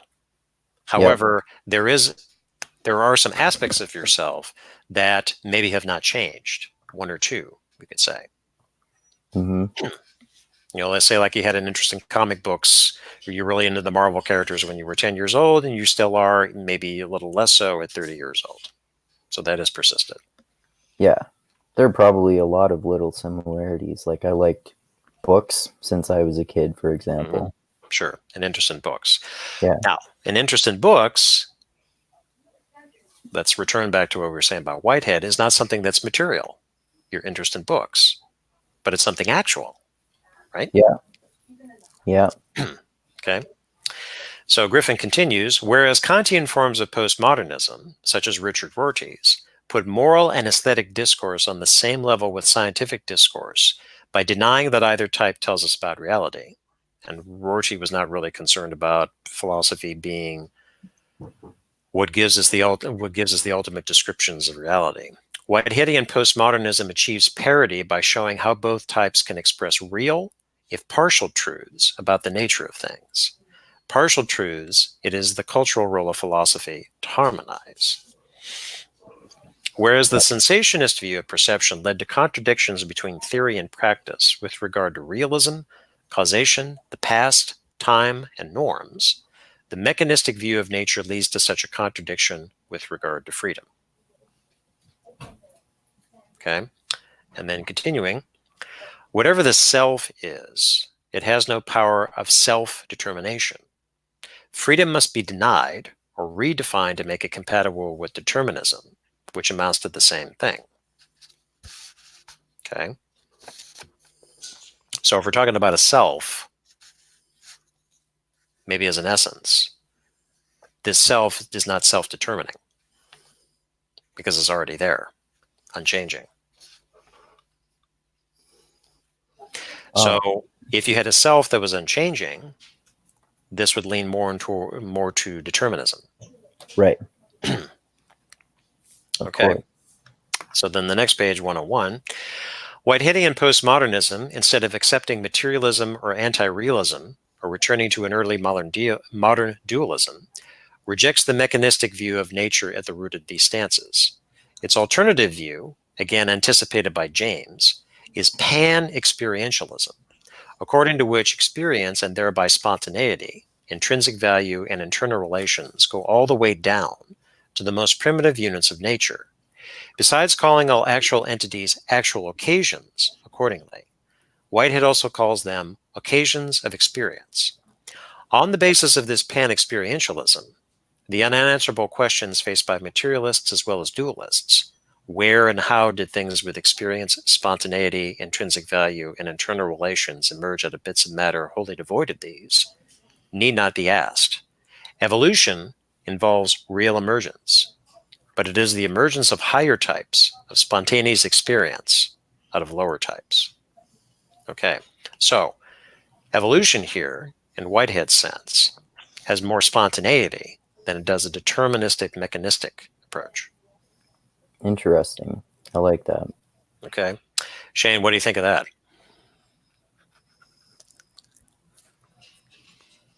You there, Shane? Oh, Yeah, sorry, I gotta walk Shane. back. So, okay, wait. So what's the concise version of that idea? I was following it, but nothing really jumped out at me while I was listening. Okay, so Whitehead is influenced by what James had termed pan-experientialism. Okay, experience and thereby spontaneity, intrinsic value, and internal relations go all the way down to the most primitive units of nature. Okay, so then with evolution, it involves real emergence, but it is the emergence of higher types of spontaneous experience out of lower types. What does he mean by spontaneous in that context? Well, okay, so if evolution is from more primitive forms, well, lower types to higher types, it doesn't follow a set pattern. It could be more spontaneous. And this goes back to something I had mentioned before about Raymond Rouillet, about the melody of the organism. Okay. So the melody of the organism is you kind of know, I'm trying to remember what it is. So there is a certain, if you're talking about an organism like a cat or a human being, it develops in a certain way from embryo to fetus to infant to child to adult. But how it turns out could be something of its own, more spontaneous. Okay, you, Shane, became a man following a certain set pattern or a script, but you became Shane the man versus somebody else. Make sense? Which was more spontaneous than him becoming a different man? Yes. So Okay. he could have become somebody else if he had made different choices, or certain things that influenced him that were beyond his control, and so on. Well, I mean, that's where I think, if I'm understanding what you're asking me correctly, I think that's where I put the black box of free will, or the black box of the logos, or the black box of the co-creation of reality between man and God. Mm-hmm. Like that's where the spontaneity comes in. There's something, and this might even relate to the immanence idea. I don't know, based on the word immanence. I think it might, but I listened to that lecture, but I didn't absorb very much of it, and I haven't listened to it a second time. But I mean, for me, at some intuitive level, I do feel like reality is unfolding in some sort of, it's being created as it's being created. It almost can't be any other way, right? Because otherwise there'd just be two realities. You know, it's only going to be what it ends up being, which will be what it'll be, but it's not that yet. And that's still only the process unfolding can reveal that. And perhaps that is the spontaneity they're talking about, or... Yeah, well, I mean, the thing about spontaneity is that it's important. When we're talking about theology, is okay. So you accept all the superstructure of whatever the theological tradition you're in. Could be Catholic, could be Orthodox, whatever it is. All right. So then, but that's not a deterministic thing. It's certainly not Calvinist. Okay, if we're talking about salvation here, that's deterministic. Though nobody knows who's going to be saved and who isn't. But there is a certain unfolding that takes place, or a certain worldview that one has within Christianity, and then there's spontaneity, because if you have free will, then you can choose what it is you do with your life. You try to be the good person and follow the straight and narrow path, but you could veer beyond that and completely submit to evil, and you see how your life turns out that way. Right. Okay. So that's what the point is about, Whitehead going here with the pan-experientialism. All right. Okay, let's go to page 103. Now let's start getting into postmodern Christian doctrines. See how Whitehead process theology influences this reconstructive thing. Okay, so Griffin continues. Conservative to fundamentalist theologians have said that modern liberal theology has become increasingly vacuous. Now, we covered post-liberal theology last time. Although reconstructive postmodern theologians agree, they argue that the problem with modern liberalism was not its liberal worldview and method, according to which supernaturalism is rejected, and the truth of religious belief is to be based on experience and reason, rather than the authority of scripture and tradition, but its acceptance of the modern assumptions discussed earlier.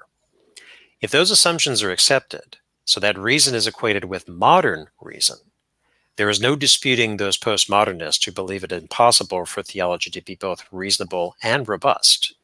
By rejecting those assumptions, however, A postmodern liberal theology can develop robust Christian doctrines. Okay, so if postmodernism is eschewing modern reason, which is usually equated with scientific reason, then you can allow religion and theology back into the picture. You're not doing away with reason completely, because in religious traditions, it's sometimes spoken of as with man's reason one can know or believe such things, but it's not scientific. That's where you run into problems.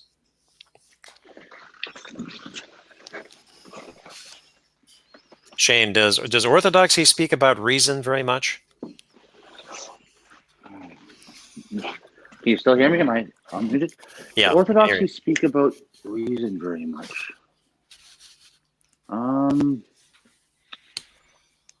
I think it's pretty. I'm going to say 60-70% accuracy. I'm pretty sure it's more that common refrain that reason's designed to serve higher things and don't elevate reason to the position of God. You know, it's considered like a lower faculty, because like the way you're supposed to come to knowledge is through like your nous. Have you heard this term before? Oh yeah, important philosophical theological term. Yeah. So like So I don't know the exact relationship between reason and the nous, but I'm pretty sure there's a de-emphasis on the reason and an emphasis on that union of body, soul, and mind that the nous achieves in the heart. Right. So. Okay. Yeah, that sounds. I'm still a little ignorant in all the ins and outs of Orthodoxy, but yes, nous is very important there. Okay, Max, and the devil's often identified with reason too, so you keep that in mind. Okay, good to know. Max, you've been quiet for a bit. What does Lutheranism, the Protestant tradition, has to say about reason? Yes, so I would say that in Lutheranism, or Luther himself, he was not a big fan of reason.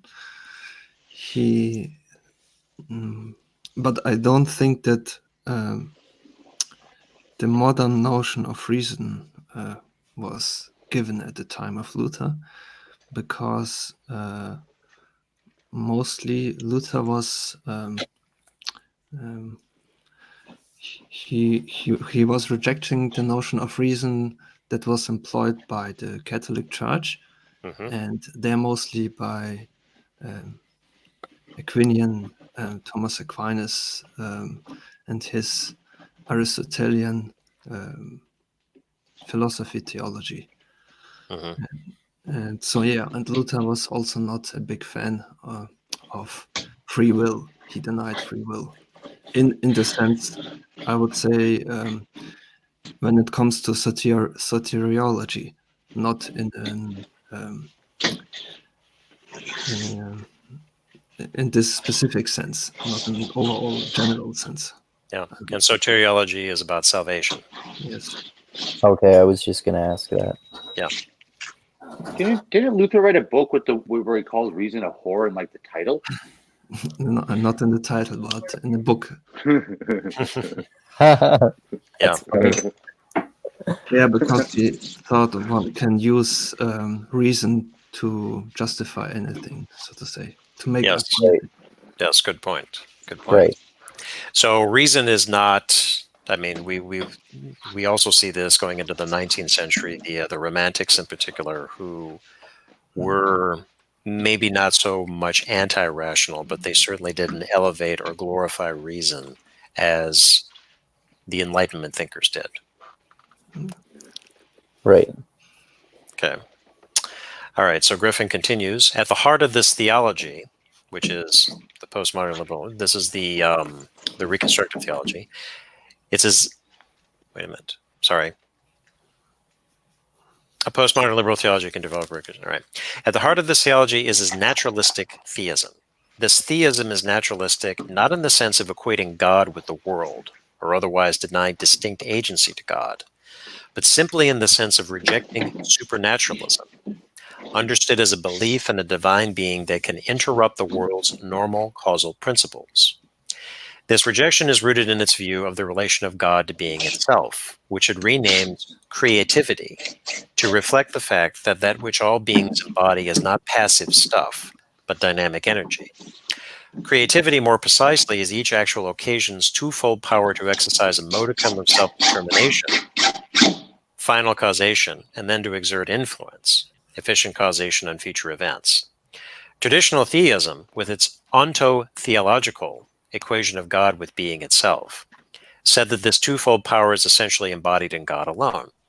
Because any power possessed by creatures is a gift, the normal causal patterns among creatures would be interrupted at any time. This position was fully enunciated only with the post-biblical development of the doctrine of creation ex nihilo, meaning creation out of nothing. Whiteheadian postmodern theologians returned to the view, common to Plato, the Bible, and most Christian thinkers prior to the end of the 2nd century, this would be the Church Fathers, that our universe was created by God's bringing a particular type of order out of chaos. Okay. Right. So then, next one. The necessity for this type of creation, involving a long evolutionary process, is explained in terms of the idea that creative power is essentially embodied in a world of finite actualities, as well as in the divine actuality. So, one note here. Creativity was very important for Whitehead, and which informed his reaction against the materialistic or mechanistic way of seeing the world. Because if the world was mechanistic and deterministic, how do you account for creation? Things just follow a certain script. Right. And they don't deviate from that. But creative power, essentially embodied in a world of finite actualities, meaning they're not infinite, as well as in the divine actuality. The divine power, accordingly, is necessarily persuasive. It could not be coercive in the sense of unilaterally determining what happens in the world. This view provides the basis for a theodicy, which is a justification for evil, that defends the perfect goodness of our Creator without minimizing the evil of our world. The distinction between God and creativity provides, in fact, the basis for a robust doctrine of demonic evil, with the basic idea being that God's creation of human beings brought into existence a level of worldly creativity that not only could become diametrically opposed to the divine creativity, but also could do so with sufficient power to threaten divine purposes. Okay, so this is an interesting way of looking at evil, where because creativity is embodied within the world, so as finite creatures, we have creativity, and God has creativity, because God created the world, starting from the beginning. So we could, as human beings, operate in such a way that is against the divine creativity. Evil engenders kind of freedom, and one could be creative in the ways that you hurt others, you destroy things, you just wreak general havoc. You could be very creative in how you do this, and we've seen this with criminals, we've seen this with all kinds of bad people throughout history. So you're asserting that creativity is in the world and that this also accounts for evil, answering the question, well, if God is divine and God is so beneficent, then why does evil exist in the world? Okay. So when you inject creativity into the picture, that explains it. And then that provides a theodicy, which is the explanation of a justification of why evil exists in the world. Because some people will give up their belief in God because they're just like, I can't accept that a God would allow evil in the world. Right. Yeah, that's another aspect of immanence that I was talking about with my mom the other day. That part of the aspect of immanent, or the concept of immanence, is that God is not omnipotent, so the evil in the world could not necessarily have been prevented, if I understand that correctly. Well, also the Whiteheadian view of, the immanent God, we'll say, taking that, is that God is not separate from the world. God created the world and then set it off in motion. The divine watchmaker, divine clockmaker explanation or metaphor that they'd like to use. Then, well, how does evil exist? Well, there's all kinds of there's all kinds of explanations and rationalizations for why it is that God is infinite, God is infinitely good, humans are not. We are finite creatures. So we are not perfect. Because we are not perfect, evil exists. Okay? So that's one way to explain it. But again, some people will not accept that, and so they reject God. But then if you bring creativity in the picture, is that, well, if we were perfect, then there would be no need for creativity. Right. So And because even if you're someone like me or you who don't necessarily believe in God, you still don't have to reject God based on that premise. It can still be more interesting to look at God in a totally different way from that. Right. And this is, I would say, a more sophisticated way of looking at God, because it's easy to say, yeah, God's up there in the heaven. He created the universe. What use do we have for God? Because we can't perceive him anyway. He is supposedly perfect, but we're not perfect. The world is not perfect. How can he allow such of these things happen? Just completely do away with it. We don't need it. Right. Okay. So then continuing. So yes, that's the naturalistic theism. So the key idea here, Griffin continues, is that although divine action is formally the same in every event, it can differ radically in content, effectiveness, and at the human level, the role it plays in the constitution of the self. On the basis of these ideas, reconstructive postmodern theologians have entered into the traditional discussion of how God was literally incarnate in Jesus, arguing for a position that overcomes the standard dichotomy of regarding Jesus as a wholly different in kind or merely different in degree from other human beings. They have also argued that this type of naturalism, with its variable divine influence, can, unlike neo-Darwinism, illuminate both the directionality and apparent jumps in the evolutionary process. This form of liberal theology has thereby provided far more robust doctrines of divine creation and incarnation that can be found in modern liberal theologies. So the two things that stand out here is, going all the way back to even the time of the church fathers, how is it that Jesus could have become man? How was it that Jesus was both human and divine? How can you explain that? That's a question that has existed from centuries and centuries ago. So this is overcoming that standard dichotomy with this reconstructive postmodern. And then the naturalism, divine influence, moving away from what the liberal theologians have said, and we talked about this in the last step with post-liberal theology, moving more towards the mystery or more about the story instead of reason and evidence for these things, which reason and evidence can't really answer. Right. Or the process. Right, the process. Okay.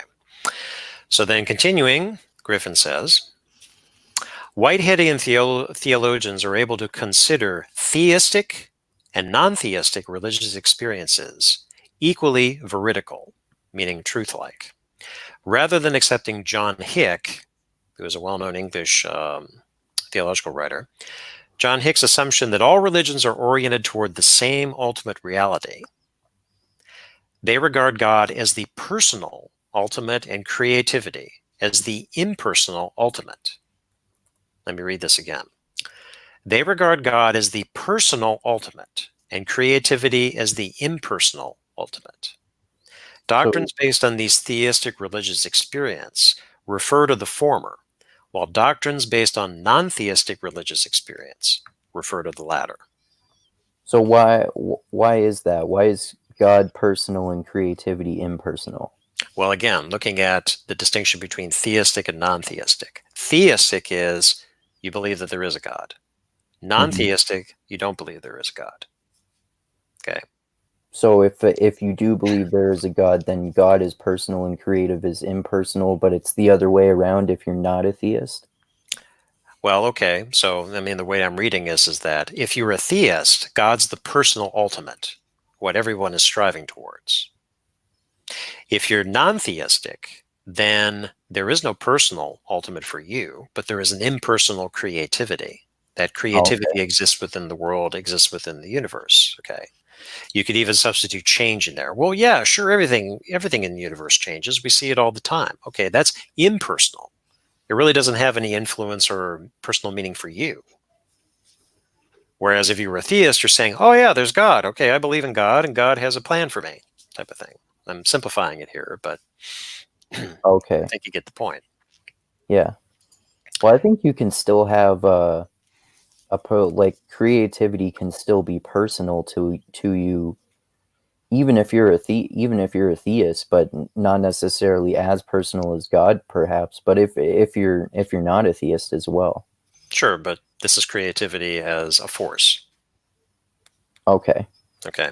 Sure, you have your personal creativity. You draw pictures, you write music, you recite poetry. Yes, that's your personal creativity, but creativity itself is a force at work in the universe.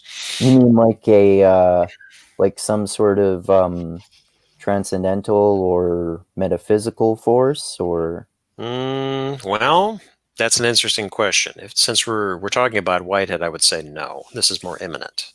Okay. Okay. Oh, okay. All right. Okay.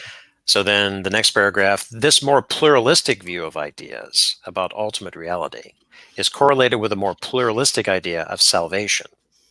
Rather than holding with Hick that the various religions promote basically the same kind of salvation, Whiteheadians argue that different religions promote different types of salvation, a view that is now becoming more widespread. Salvation, as these theologians portray it in their own Christian thinking, involves several dimensions. Whereas process theologians have always conceived of salvation as involving two dimensions, salvation as present liberation/wholeness, and as everlasting preservation in the divine experience, called by Whitehead the consequent nature of God.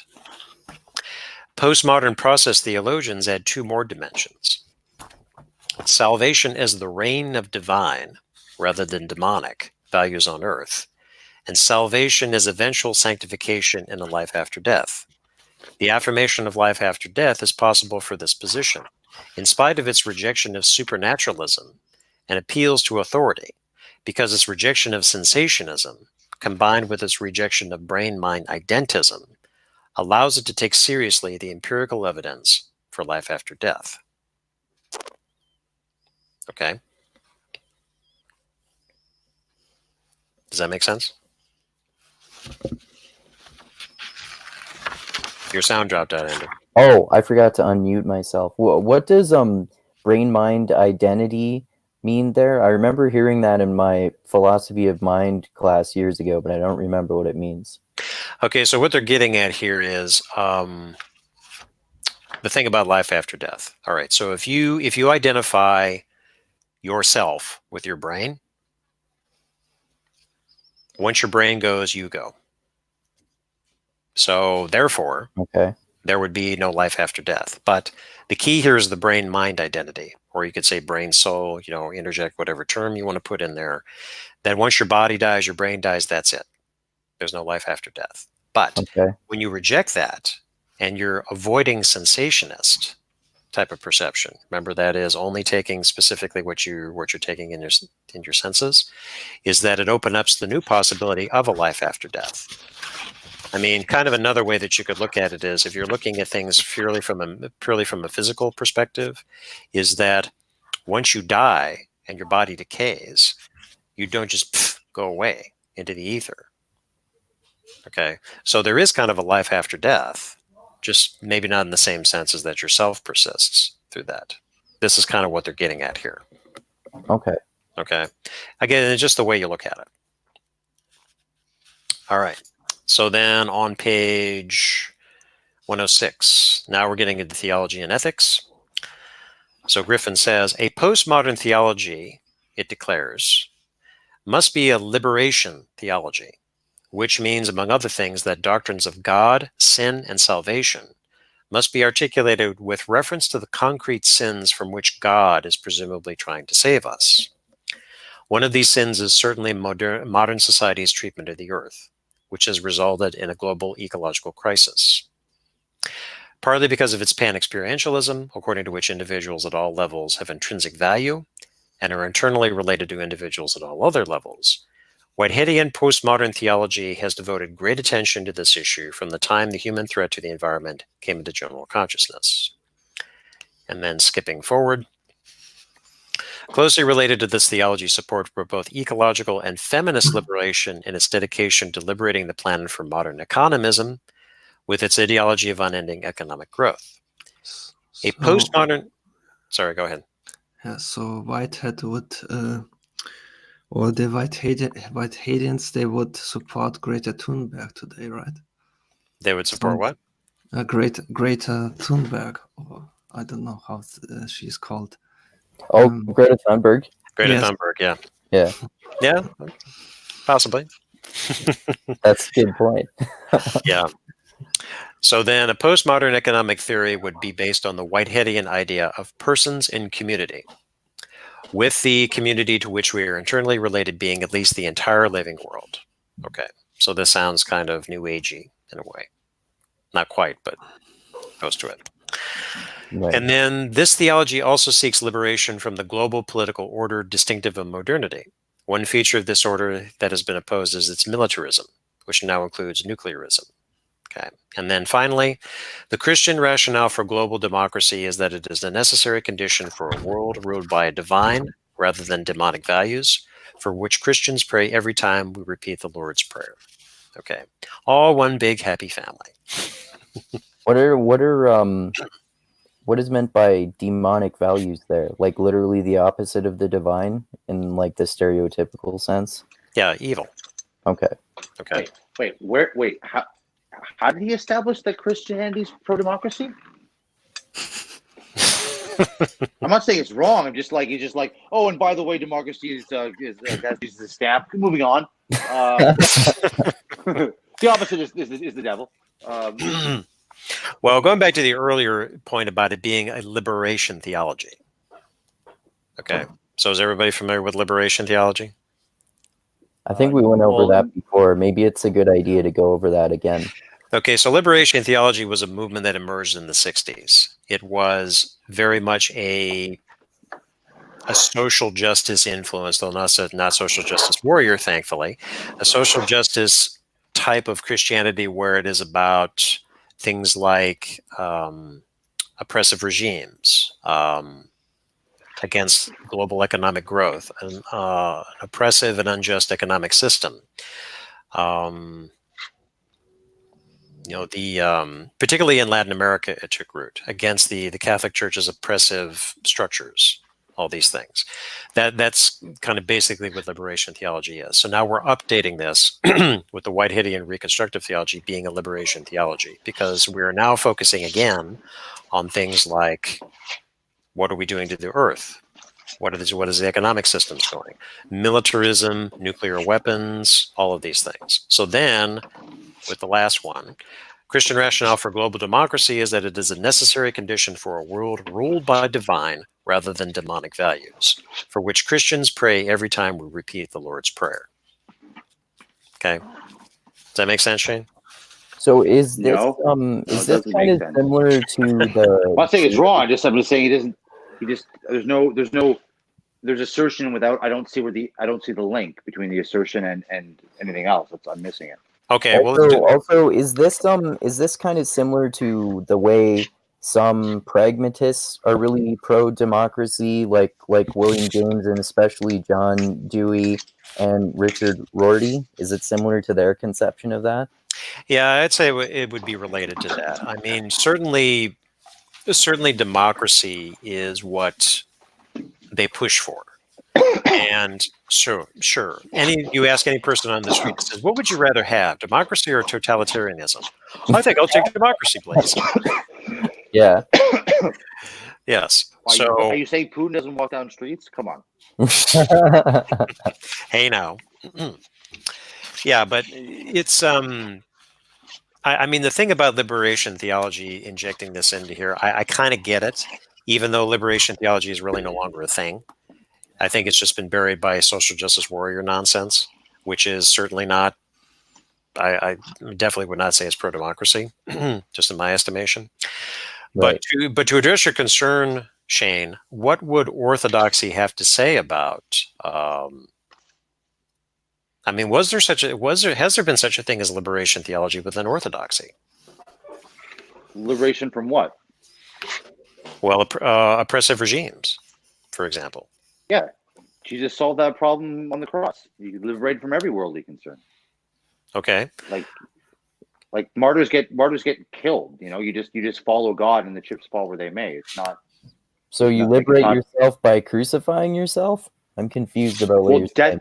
Well, Jesus has defeated death, so you're liberated from death. So what can they do to you? That's the logic, right? Like it's like I have a new life in Christ. It doesn't matter if you kill me. You can do whatever you want to me. I'm right with God. I'm set. So I'm the freest person on the planet. You know, that's why Jesus said when he's from Pilate, he's like my kingdom's not of this earth. That's what the prayer asks for. May his kingdom come. May his kingdom come. That's God's kingdom on earth. It's not man's kingdom of democracy on earth. It's God's kingdom on earth. So is that so? I mean, by you have defeated death. Does that mean that your soul exists after death? Well, basically the sacrament of like they just did the sacrament course. So the sacrament of baptism literally gives you a new life, and how that occurs is unknown. But you now have a new life that's in Christ that transcends your biological and worldly reality. So that's the salvation. That's the gift of new creation that Jesus gives. Okay. So that's how you go back to the pre-fall place of not dying. So okay. So it transcends when you're living too. That's the implication as well. Yeah. It's eternal life. Okay. Eternal life in God. And then we can debate exactly what that looks like after you die, and no one really knows. But that's it. I get to have 72 virgins. Oh wait, that's Islam. Yeah. Yeah, you got to get the right faith first. Yeah. But let's focus a little bit on democracy. Although I think you would want non-virgins, right? Like I probably would want hanging out with virgins for eternity. I don't think that really suit you. Yeah, I probably would want someone with some experience. I don't think virgins are very good at sex. Yeah. Well, I mean, as long as they stay virgins, they're not really going to do much sex on Earth, right? Exactly. You're not like you have a bunch of virgins. It's like, so all these virgins. Like, yeah, we don't have sex. That's why we're virgins. Oh, I think that through. Yeah. I would have blew myself up for Jesus. That's right. That's a nightmare right there. Yeah. Yeah. But I wanted to focus. You can put me in a bag though if you want. Yeah. That gets you off. It's just focusing on democracy. So with the Orthodox Church the Orthodox Church certainly has been a force in repressive political regimes, particularly in the East and the Eastern Bloc. For example, classic example would be the Russian Orthodox Church and the Soviet Union. The Soviet Union tried to stamp it out, couldn't do it, and it just kind of went under. No, although I think in a lot of communist countries there was a big issue. And maybe Max knows more about this living in Europe, but my understanding is that a lot of the churches kind of co-opted, and then whether to forgive or punish those bishops who were state sanctioned or not.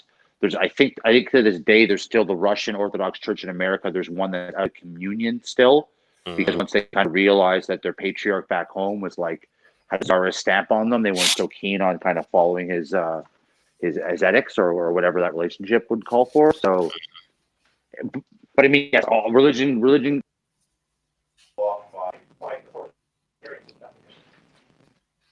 Shane, you dropped out. Your sound. I just said Christianity getting co-opted by powerful states is nothing new. So no, it's nothing new. Right. Yeah. But also, like we were talking about earlier, that doesn't mean that Christianity is all good or all bad. Right.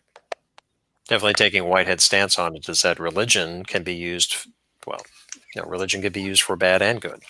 Yeah. Yeah. Okay, and so that is the end of this essay on Reconstructive Theology. So basically what it is a term used to describe Whitehead and process theology, I guess you could say.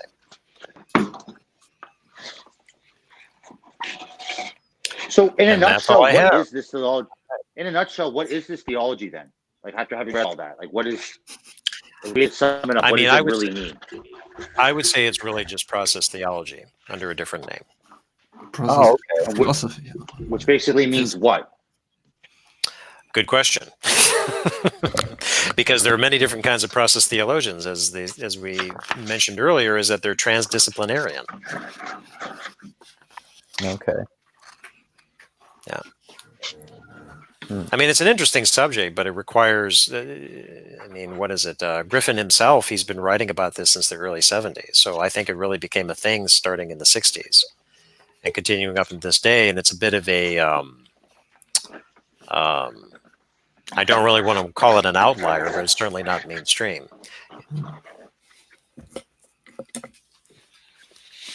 Yeah. So, Well, it's very interesting, though. And I'm glad that everyone could be here to share a little bit of different perspectives like we did last time. yes.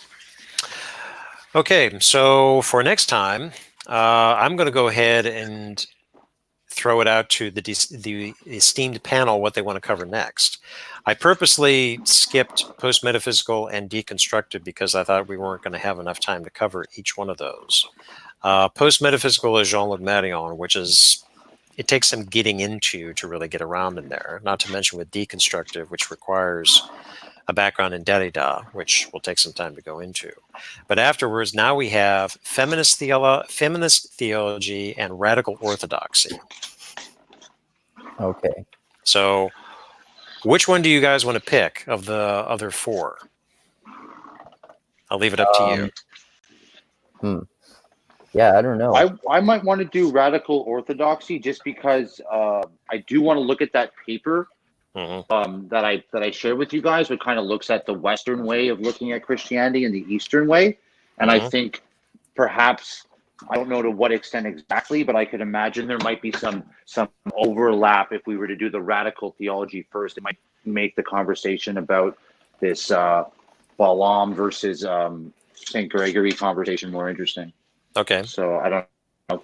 Okay, that's a good point. Radical orthodoxy, by the way, is nothing. It's nothing really to do with the Orthodox Church. It's more of an English-led movement. John Milbank is one of the theologians there, and I forget who the other two are who spearheaded this. Because the book itself, Radical Orthodoxy, came out sometime in the 90s. So it's not new, but it's not old either. Right. And I like your idea, Shane. We can use that Palmas essay that you sent earlier and dovetail it in with this. Sure. Yeah, we can do that. I remember you telling me about radical orthodoxy before, and you sent me a few videos about it. Yeah. So Max, what do you think? You game for that, or would you rather choose? Yeah. Rather look at the other ones? I'm okay with that. Okay. So Cool. We'll do that for next time. Yeah, in the new year, right? In the new year. Yeah. Okay. All right. Cool. Well, thanks for that education, and thanks for participating, guys.